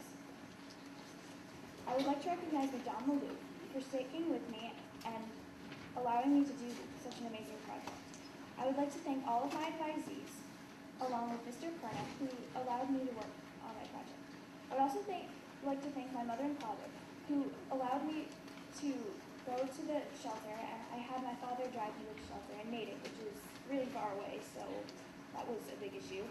I would also like to thank Charlotte Ackman for volunteering, and Sue Webb, the owner of Spin, for allowing me to work with her. I would also like to thank the 4th and 3rd grade teachers, Mrs. Dwyer, Mrs. Palmer, Mrs. Erkovic, and Mrs. Conley, for allowing me to work with their students. Without them, my capstone would not have been possible, and for that I say a big thank you.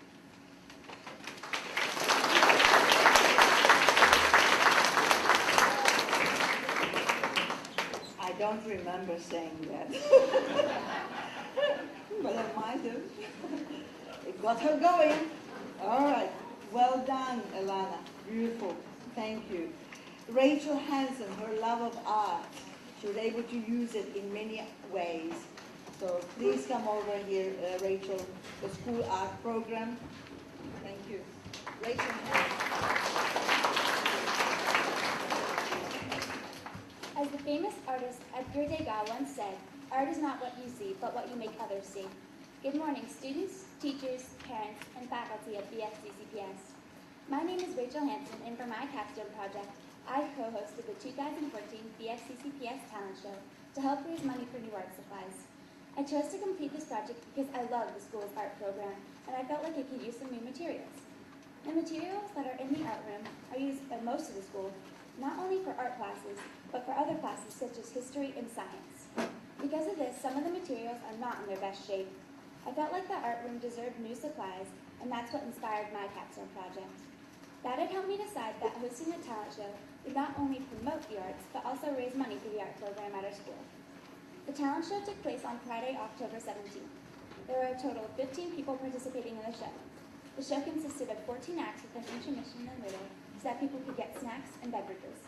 At the end of the show, everyone voted for who they thought was the best act, and the winner was announced the following Monday. In completing this project, it took a lot of advertising. With the flyer and the pink sheet, speaking at lunch, and talking over the loudspeaker, I feel that the message of how important the arts are to our school was clearly delivered. I also feel that the talent show itself, showcasing all the performers at our school, really helped inspire and spread the love of the arts. From the start, I knew that taking on such a big project, there was bound to be a few obstacles that I'd have to face, and there was. One obstacle was that my dates had to be pushed back from the spring of 2014 to the fall. This had happened because I was late sending in my blue sheets, and therefore the slots had already been taken. I had overcome this obstacle by going through the process of filling out new blue sheets and making sure I sent them in on time. Another obstacle that I faced was when pushing my dates back, another person was already working on the talent show for the fall of 2014.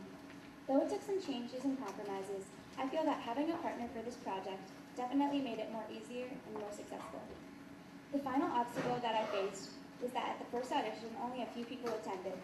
This had really made me worried that there would not be that many acts. I had overcome this obstacle by spreading the word about the talent show in the last week and participating in the show myself. This was a big help because at the second rehearsal, we had many more people. Though I faced many obstacles, I feel that the project would not have been as successful as it was without them. For the end of this project, I was able to raise $105.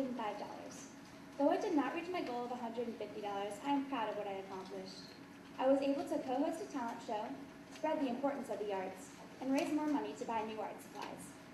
Though I was able to raise the money for the arts, I feel that showcasing the talent and the arts at our school was more satisfying. I got the chance to see amazing acts and be a part of a great show. From this project, I have learned many things. One is to always make sure that you have your dates set in the school calendar and nothing coincides with them. Another thing that I learned is to start advertising at the earliest time possible. This will help bring in more participants without all the worrying. One last thing that I learned is to always be open to suggestions. It's always helpful to receive advice on what can make your project better. Looking back at this project, I know it would not have been as successful as it was without some very important people. I'd like to first give a big thank you to Avery Ness. Avery and I have partnered up to complete this project, and I know it would not have been as great as it was without her. With all of her suggestions and ideas, we pulled it off. Also, thank you to Madame Maloof, my advisor, and Coach Burke, Avery's advisor, for helping us out with our plans and details. It really lifted some of the weight off of our shoulders. Thanks to Ms. Wolf for supporting my project and always checking up on me to see how I was doing. I'd also like to thank the following people for contributing to my project: Mr. Perna, Sammy Hansen, Charlotte Ackman, Samiha Rao, Mr. Benjamin, the participants of the talent show, my advising group, Ms. Naus, Avery's mom, and my mom. Lastly, I would like to give some advice to 7th graders who are beginning their capstone projects. Always be open-minded when thinking what project you're going to do, and never turn down help, because it's a tough road ahead of you, and advice never hurts. Thank you.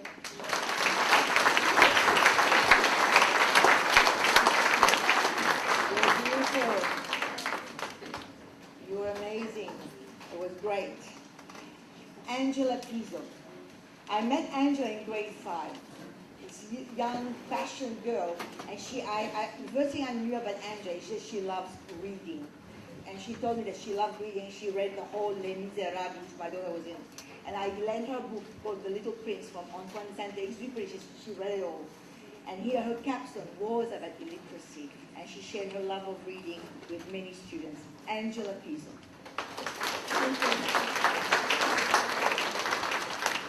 Hello students, parents, and faculty of BFCCPS. My name is Angela Pizzo, and I'm an 8th grader at the school. Today, I'm here to talk to you about my capstone project, which, as Madame just said, is based upon the issue of illiteracy. Up until capstone started, I had always viewed reading as something that everyone had and that some people just choose not to use. In a way, many people take reading for granted. For me, reading is an outlet in which I can lose myself and forget about what's going on around me. Little did I know that there's a high percentage of people in many countries that do not know how to read, or for that matter, write.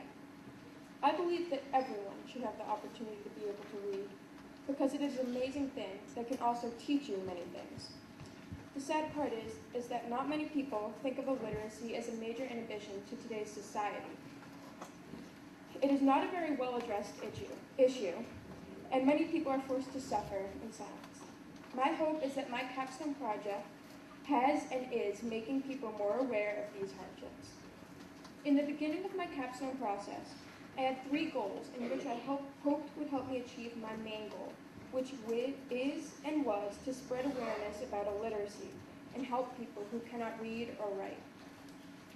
I have done many things to educate others about my capstone project. In my local community, I volunteered at the YMCA to read to children ages 4 to 6 during the summer. I explained to them the importance of reading and how far it can take you in life. In my school community, I also gave a speech to the 5th through 8th graders at an assembly on November 6th. In my speech, I gave examples of illiteracy and also how people can get involved, including organizations and steps and actions they can take. My capstone went smoothly, but it was not flawless. One of the major obstacles that I faced was towards the beginning of my capstone. Another one of my main goals was to assist Mrs. LaPlaca and Miss Solomon, who were the two current reading aides at our school during the year 2013 to 2014. I had plans to meet 4 hours of community service with them during school. This proved to be a lot more difficult than I had anticipated due to a number of components, so I had to complete it at the beginning of this school year. One of the main things that gave me so much trouble was my schedule. Since I planned to complete the portion of my project in which I worked with Mrs. LaPlaca during school hours, I had to use my schedule to find ways that I wouldn't miss any important classes. This proved to be very difficult and sometimes strenuous. Even though there were many obstacles in my capstone project, I believe that there can be many positive results derived from my process.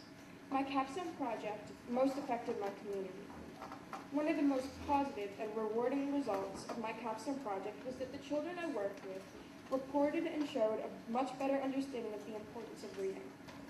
Also, the children I worked with alongside Mrs. LaPlaca exhibited a much better reading skills, including grammar and speaking.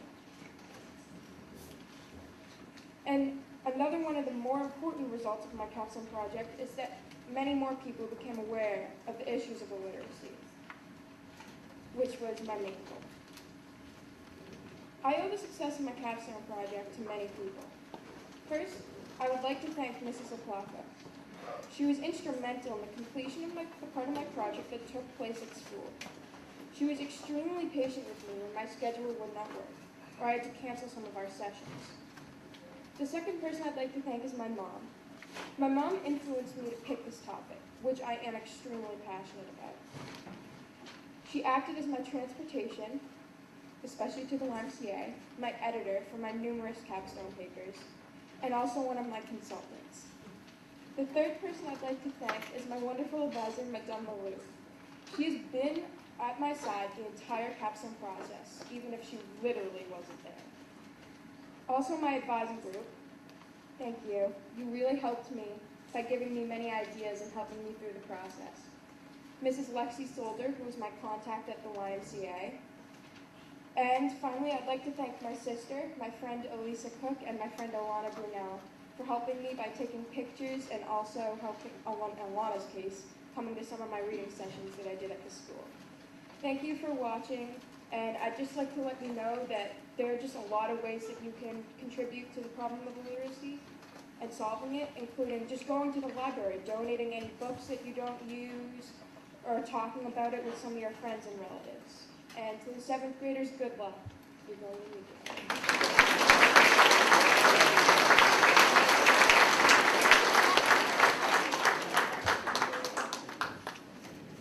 Fantastic job, Madame Malou's group. Can you guys stand up so we can hear you?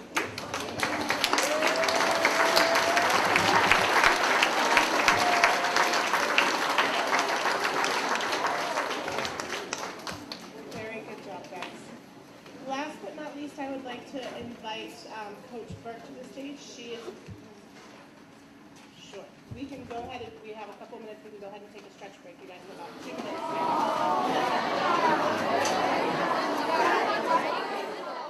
Thank you very much. I hope that you enjoyed that stretch break. I think we needed it after staying there for a little while.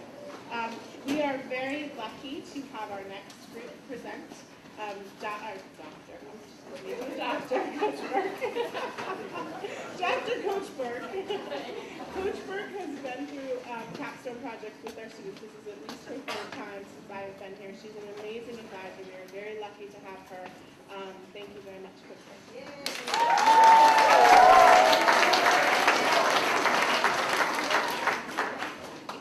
Good morning, everyone. Before I introduce my advisees, I want to congratulate all of you for doing such an amazing job. For the last 2 days I've sat here, and you guys have all shared your projects so eloquently and so confidently, it kind of blows me away. My advisees have been working really hard. They have been helping each other, supporting each other, all their ideas and their causes. I'm extremely proud of everything that they've accomplished. They've done a wonderful job. I have eight advisees in my group. I have Charlotte, Caitlin, Jack, Avery, Samiha, and Beth. They'll be presenting today. Sky DaCosta and Owen East did a wonderful job presenting yesterday, so you won't be hearing from them today. And my first advisee is Charlotte Ackman, and she worked with an organization called Alliance for Smiles.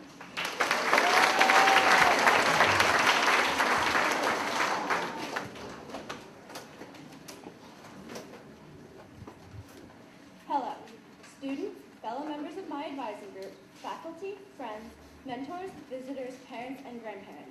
Thank you for coming today and listening to me and my fellow colleagues present to you the project that has taken over our lives for the past year. I have been at BFCCPS for 9 years, and come spring, I will be graduating. Even when I was in kindergarten, I knew that someday I was going to have to tackle the Capstone project.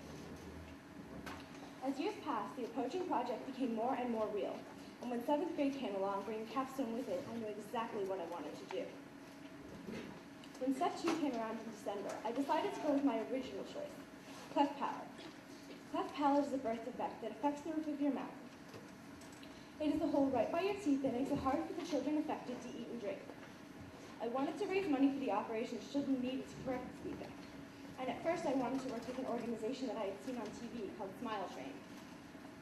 However, due to an unfortunate phone call, I decided to work with a lesser-known organization called Alliance for Smiles. The main goal of Capstone is to spread awareness about your cause. To do this, I had 2 goals. My first goal was to create an informative blog that talked about what cleft palate was and what could be done to help. Since I have no medical training and I am a minor, the only thing I could do was to raise money for a surgery. I knew it would make a huge difference in someone's life, but I still wanted to do something more than just hand them a check. So I emailed the president and CEO of Alliance for Smiles, Anita Stangel. Fortunately, she got back to me minutes later. She suggested that I make cards for the children after their operations. She said that the children wouldn't be able to read the English, but just getting a card would make them feel happy. I really liked this idea, and it fit in perfectly with my other goal. My second goal for spreading awareness was to have an after-school art program called Creating Smiles for Kids, in which we would make smile-related crafts, and at the program I would talk to the kids about what cleft palate was. Soon, however, this turned into making cards for the kids after their surgeries. And after all 3 sessions, I had made over a total of 25 cards, which along for a check for $180, I will send to the Alliance for Smiles headquarters in California. I think that the spreading of awareness is the most important part of Capstone, and I believe I did just that, but that's not to say there weren't a few bumps along the way. While completing the Capstone project, I faced many obstacles, so if I decided to talk to you about all of them, you'd be here all day. So instead, I will talk about the main 3, being not advertising well enough, switching organizations, and time management. I wanted to work with an organization I had worked with before called Smile Train, but Smile Train was not the organization I thought it was, so instead I found another organization called Alliance for Smiles. To raise money, I had planned to hold 3 sessions of my Creating Smiles for Kids. Unfortunately, I didn't advertise well enough for the first week, except for putting it in the pink sheet, and I only had 1 person show up.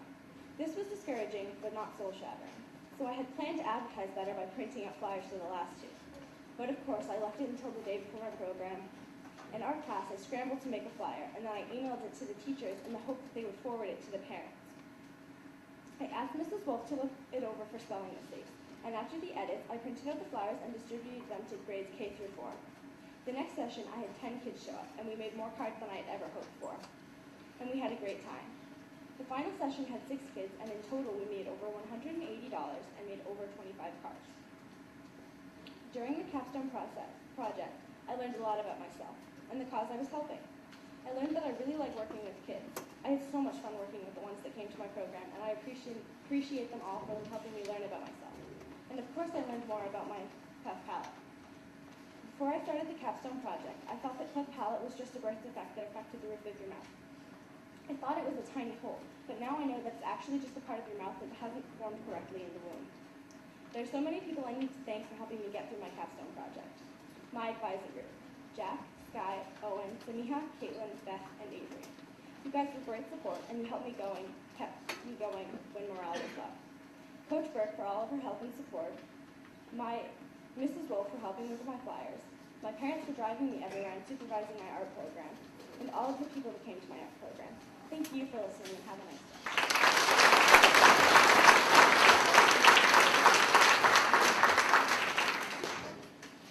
Nice job, Charlotte. Next up, we have Caitlin Royals, and she worked with the Milford Humane Society.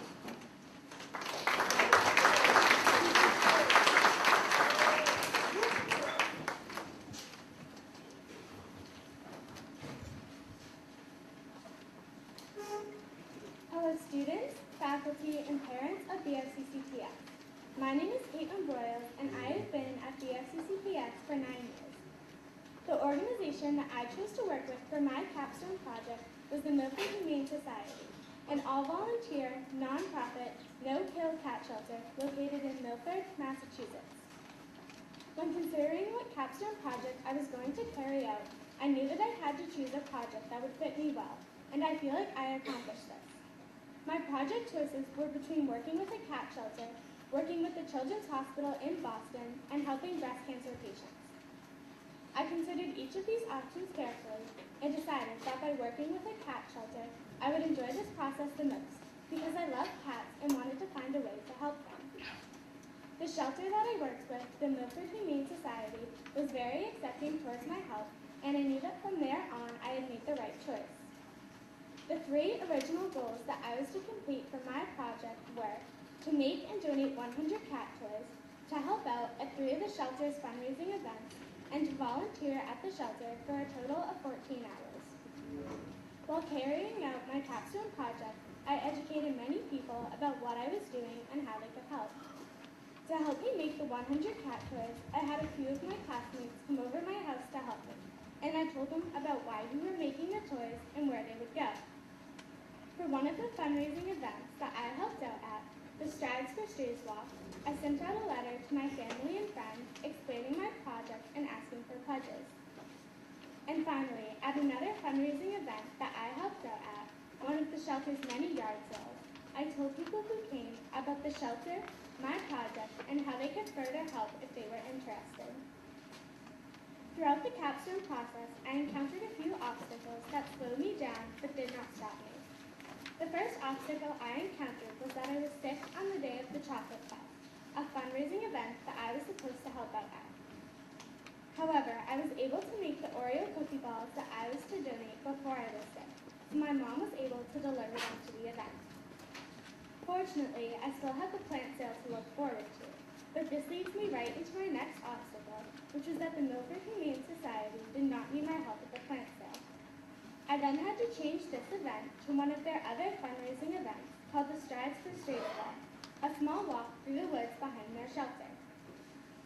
After completing my service, I feel that I have had many positive results. First of all, I was able to help out a cause that is very important to me. I have always loved cats and wanted to help, and the Capstone Project really helped me to achieve this. Another positive result of my project was that I spread awareness about my topic and allowed family, friends, and people in my local community to help if they were interested. A final positive result of my project was that I was able to help my community, even though it was in a small way. Anyone can help in a small way, and all the small things can come together to make one big positive impact. Along the entire capstone process, I have learned many things about both myself and my cause. First of all, I learned that I could have fun while working on the capstone project. It isn't just another book on the shelf. When capstone was first assigned, I was pretty sure I wasn't going to enjoy it. But over time, I began to realize how much I loved how I could help an issue that is really special to me.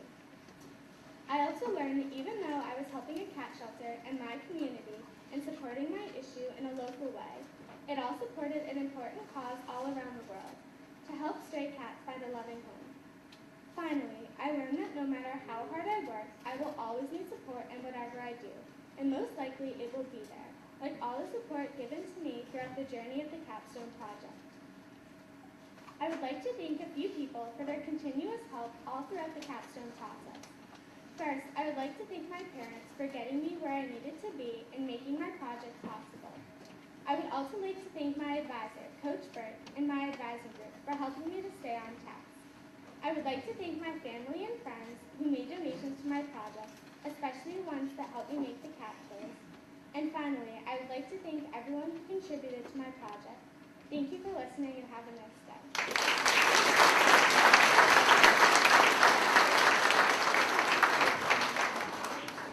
Nice job, Caitlin. Next up, we have Jack Cannon. Jack wanted to spread some kindness, so he worked with an organization called Ben's Bells.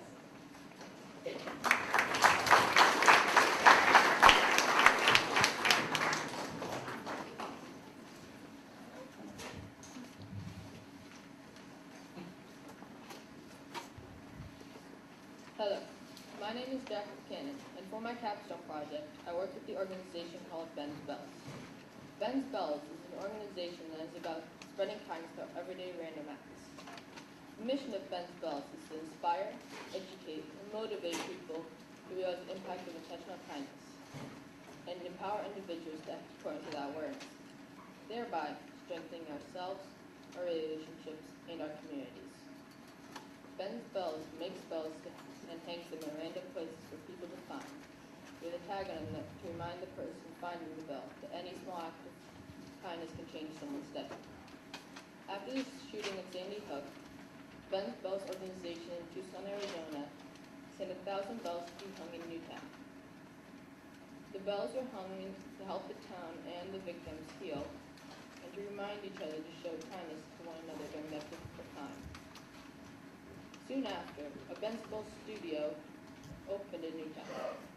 I chose Ben's Bells for my capstone project because before moving to Franklin, I used to live in Sandy Hook, so I built a personal connection to the organization. My Ben's Bells correspondent was also a good friend of mine, and also they introduced me to the organization. My capstone project consists of 3 parts. For the first part of my capstone project, I was able to volunteer at the studio in Newtown. At the studio, I was able to make and paint kindness coins and beads. I was able to volunteer at the studio for a total of 8 hours over a 2-day period. For the second part of my capstone project, I hung 1 Ben's Bell and 3 mini Ben's Bells around Franklin for the people in the community to find. Each Ben's Bell is made by volunteers. Every bell is touched by at least 17 different hands. The bells have a tag on them that says, "You have found a Ben's Bell. Take it home, hang it, and remember to spread kindness throughout your world." I hung the bells at 4 different locations.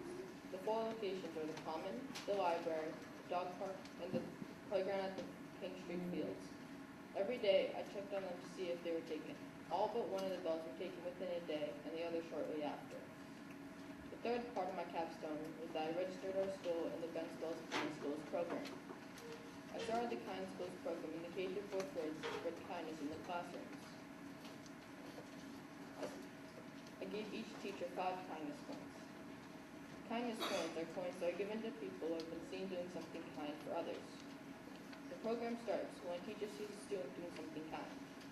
The teacher will give the student a coin, but the idea is not to keep the coin or bring it home, but to pass it on to someone else who you see doing an act of kindness. The idea is that one intentional act of kindness can go on to many. The coins are all made by volunteers. Every coin is different and special. I also gave each teacher a Be Kind flower sign to hang in their classrooms to remind students to be kind to each other. All throughout my capstone project went pretty smoothly. There are a few obstacles that I encountered along the way. One obstacle was that the nearest location to volunteer at was in Newtown. It takes 3 hours to drive to the facility there. Luckily, I have a family friend who lives in Newtown, and we were able to stay at their house where we were volunteering. Another obstacle was the kindness coins. The kindness coins were difficult to get because I had to register our school in the kindness schools program. It took quite a few people to get me there. My third obstacle was the bells themselves. The bells are only given to certain people who volunteer every week. Since they couldn't volunteer every week, I had to purchase many bells to hang in Franklin. However, I was lucky enough to have been given 1 actual bell by my Ben's Bells correspondent. One positive result that came out of my capstone project as I was able to show the K-4 classrooms the power of kindness and started a program to promote kindness to one another. My capstone project also showed me how one small act of kindness can change it and turn into many. For example, Ben's spells all began because after tragically losing her son to an illness, a man let the founder of the organization go in front of him in the grocery store. This small act of kindness changed her day and made her realize just what one simple act of kindness can possibly do. One small act of kindness has now turned into many. I would like to thank my mom and dad for helping me by giving me a hand along the way if I needed one. My brother and sister for taking part in my capstone project. My advising group for giving me support and feedback on my project. My advisor, Coach Brick, helped me reach my goals on my capstone. Our Ben Spells correspondent, Mary, helping me understand Ben Spells and being my correspondent. K to 4th grade teachers and students for taking part in my capstone project. And finally, Mr. Kroner and Mrs. Zanowski for giving me the green light on my capstone project. Thank you for watching my capstone presentation.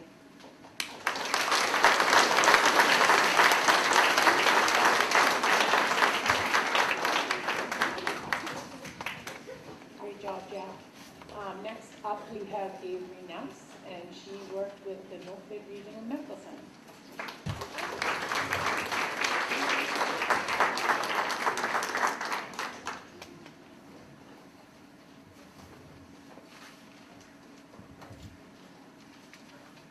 Hello, students, families, and faculty of BFCCPS. My name is Avery Ness, and for my capstone project, I raised money for Milford Regional Medical Center in Milford, Massachusetts. The money raised went toward the purchase of items for the children's waiting room, and I also donated coloring sheets for my mates. I chose this project because I really wanted to work with a local hospital. I tried to communicate with several other hospitals, such as Boston Children's Hospital, but they didn't contact me back. After some thought, I decided to work with Milford Regional. I thought about all the anxiety that children face while in waiting rooms because they could be very nervous about their current medical situation. I wanted to help reduce the stress that these children encounter, and so I thought that toys could help take their minds off the reason they're there. To educate others about my capstone, I hosted a talent show here at BFCCPS with Rachel Hansen, my classmate. We decided that a talent show would be a fun way to raise awareness and money for our causes. Upon receiving approval from Ms. Solanowski and Mr. Kernow, we began implementing the talent show. We advertised, gathered acts, then put on our talent show in October. During its intermission, I got on stage and spoke to the audience about how their money would make an impact. To make sure they learned something new, I asked a few questions about what I said, which were all answered correctly. In this way, I educated the portion of my local community who attended the talent show. I encountered many obstacles through the capstone process. First, time management was a big issue. I waited quite a while to fill out my blue sheets, and that made it difficult to find available rehearsal dates. I resolved this issue by completing my other capstone work quicker to avoid further difficulty. Secondly, I was unsure of whether I was completing capstone on my own or not. I was hesitant to work with a partner because I thought scheduling might become an issue. In the end, Rachel and I decided to work together. It was difficult to work with a partner and rearrange our schedules to discuss the talent show. I resolved this issue by arranging times with Rachel when we could talk and discuss things we needed to figure out.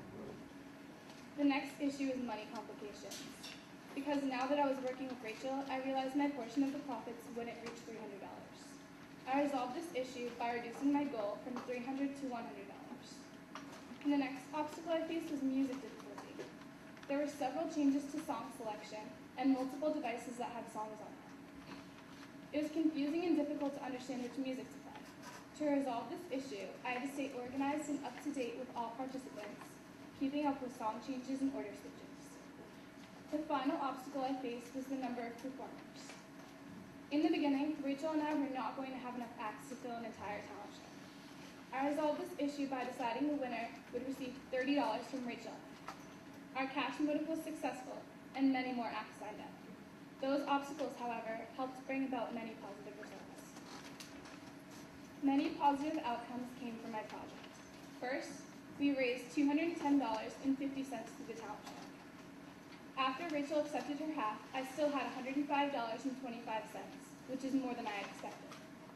This meant that I had met all my goals, which was a huge achievement for me. Next, I was very proud of Rachel and myself for gaining enough acts to hold the talent show. It was hard work, but we really pulled it off. Finally, the last positive result was that I was able to bring the books, coloring books, stickers, and crayons to Milford Region. These positive results helped me learn more about my character. I learned more about myself through completing my project, and I'm grateful for that. I found that I can be a very determined person when I need to get things done, and I learned that I have the ability to stay organized when it's necessary for success.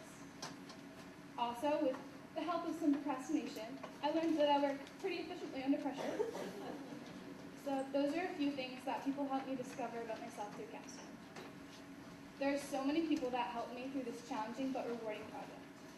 First and foremost, I'd like to thank my advisor, Coach Burke, for all their support and helpful suggestions she gave me. I'd also like to thank my advising group, friends, and mother, who all supported my ideas through the process and were always there when I needed help. Next, a special thanks to Ms. Kelly C. from Milford Regional, who helped me through the donation process. Thank you to Rachel, Samantha, and Mrs. Hanson, who were tremendously important to the running of our talent show. And Mr. Perno and Ms. Solnowski, thank you for approving everything and helping me with any issues I had. Thanks also to Mr. Heater and Mr. Benjamin, who assisted me with audio and lighting. Thank you to everyone who participated in and attended the talent show, because without you, none of this would be possible. Finally, thanks to all of you for being here today and supporting the 8th grade as we complete the capstone process. Have an amazing day, and thank you for your time.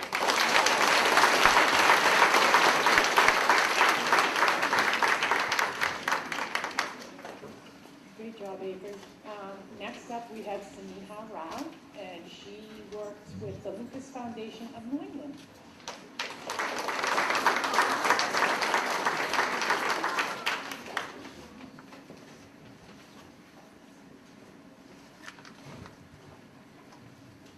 Hello, BICCPS students, parents, and faculty. My name is Sneha Rao, and I'm an 8th grader here at BICCPS. For my capstone project, I decided to focus on lupus. What is lupus? Lupus is an autoimmune disease found in people all over the world. Approximately 90% of the victims are women, and the other 10% are men. People who have this terrible disease have an immune system that is attacking its own cells and tissues. This results in the production of inflammation, pain, and damage in different parts of the body. Lupus is not a contagious disease in any way and is mainly genetic and environmental. Throughout the world, about 5 million people have lupus, and out of that 1.5 million are Americans. There are around 16,000 people who get diagnosed with lupus every year. Even though many people are still working on a cure, it is currently an incurable disease. I got the idea of working with lupus because of my dad. He is a research scientist who works on lupus. I overheard him talking about it one day, and I was curious to find out more. So I asked him a few questions and did a little research, and finally came to the conclusion that I wanted to focus my capstone project on lupus. During my capstone process, I found out that many people had never even heard of the word lupus. My first priority was to educate people about the disease. I talked to grades 5 through 8 at the end of my 7th grade year while passing out flyers. I also had a table at 2 different functions where I had a poster about lupus as well as flyers. A few people seemed thrilled that young teenagers like me were taking interest in such topics. In addition to spreading awareness, I really wanted to help a lupus organization with the cause. I looked at many options for my organizations, but finally chose the Lupus Foundation of New England. They had a lot of interest in me, and they got back with details very quickly. The organization is run by 2 women, Beverly Goodell and Jenny Lyons Thomas. They were really nice and helped me out immensely during my capstone process. Ms. Goodell even emailed me the flyers that I eventually used to pass out while spreading awareness. In the beginning of April, I held a penny drive. It was for grades K through 8, and the winner would be awarded with an ice cream party. The penny drive was held for 2 weeks, and any form of money was accepted. I placed boxes in everyone's homeroom to collect the money. After the 2 weeks were over, I raised a grand total of $450, and Mrs. Higgins came to our class for an ice cream party for bringing in $230. Another one of my goals was to volunteer at the Lucas Foundation in New England. I had set a plan of volunteering for 7 hours at their headquarters in Framingham, but just like every other 8th grader, I procrastinated and never set up times during the summer. This led to no volunteering opportunities during the school year. Then in mid-October, I met for the first time Ms. Goodell and Ms. Thomas.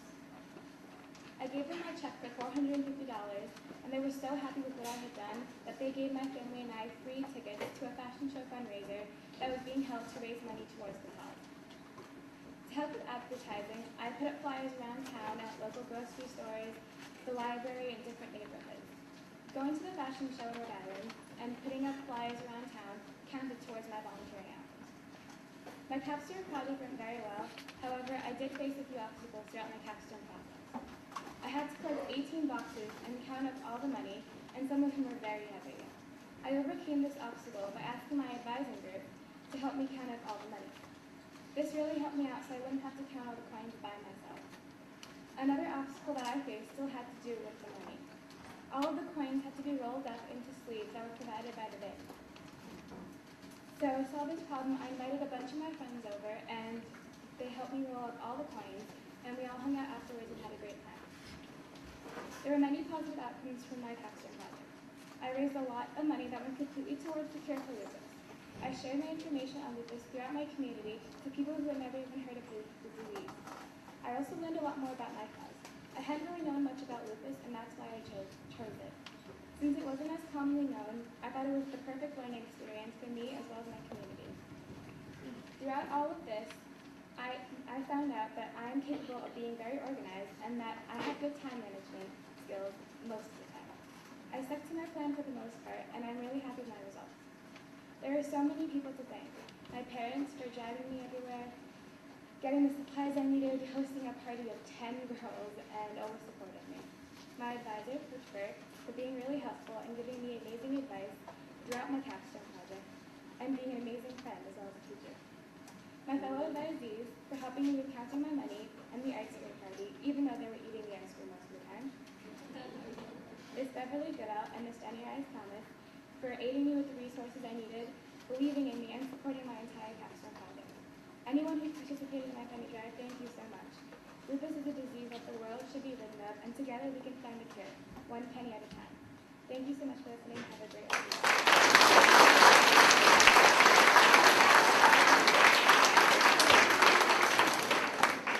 Nice job, Smita. All right, last but certainly not least, Beth Viveras, and she worked with an organization called Boots the Truth.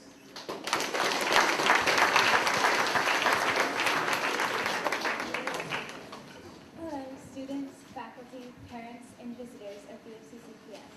My name is Beth Viveras, and I am in Coach Burke's advising group. I did my capstone project this past year with an organization called Boots for Troops. This is an organization that makes care packages for the troops overseas and supports them in times of need. The organization is mainly run by the Marine Corps League, which my family is closely associated with. They work very hard to provide necessities and treats for our very dedicated and benevolent troops. I chose this project because I have a few family members, including my mom, stepdad, and my stepbrother that were in the Marines, and I wanted to give back to them and other Marines around the world. Throughout my lifetime, I've heard many stories about being in the Marines, and they inspired me to do this project. I educated my community about my project mostly by making speeches to my church. Every other Sunday, I would talk to them about it and remind them what they could do to help. For example, donating a necessary treat or item for a troop overseas in Afghanistan and Iraq that could make a difference in their day. My capstone was overall successful, but I faced many obstacles in my capstone experience. One example was coming up with capstone topics. When I was considering what to do for my capstone project, I wanted to work with the Children's Hospital because they have done a lot for my family throughout the years. But they did not reply to me in time, forcing me to come up with a new topic at the last minute. The next obstacle I faced was not having good time management skills. This is a very common problem for me. I waited until the last minute to finish a lot of deadlines for my projects, like having hot chocolate sale for my school, which was done, although successfully, on very late notice. My capstone would not have been successful if it were not for the obstacles that I faced. They all presented a challenge for me, but I overcame them. I am glad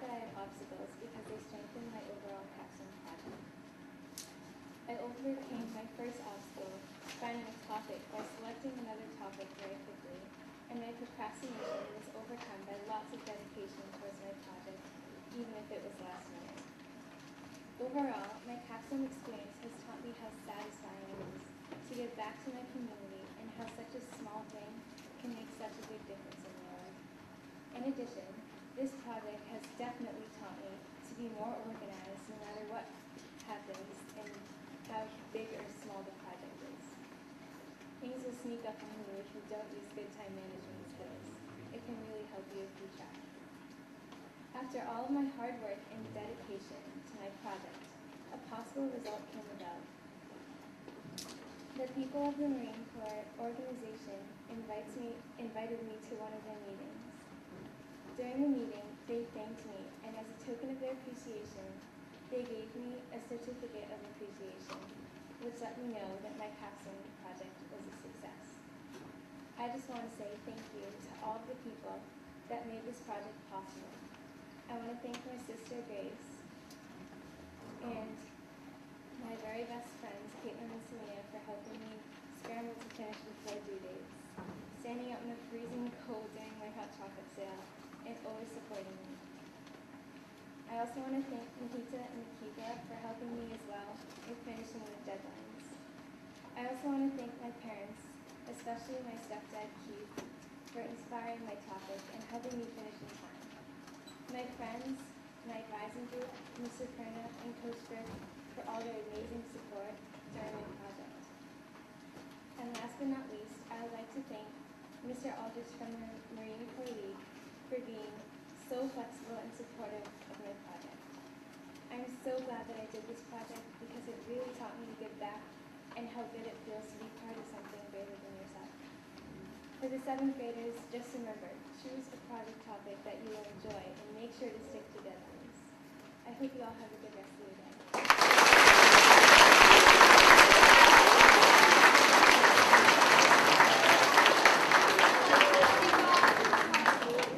Fantastic job, Coach Burke and your group. Coach Burke, can you rise so we can please congratulate you?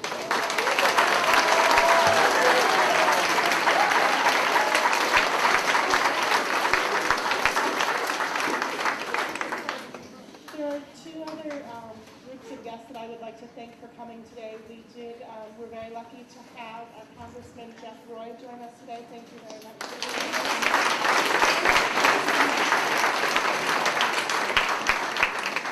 We also have various members of our Board of Trustees that were here today. I know Mr. Tappan is here, Mr. Mullen is here, Mr. Iyer is here. I think Mr. Samito was here earlier, so thank you guys very much for coming.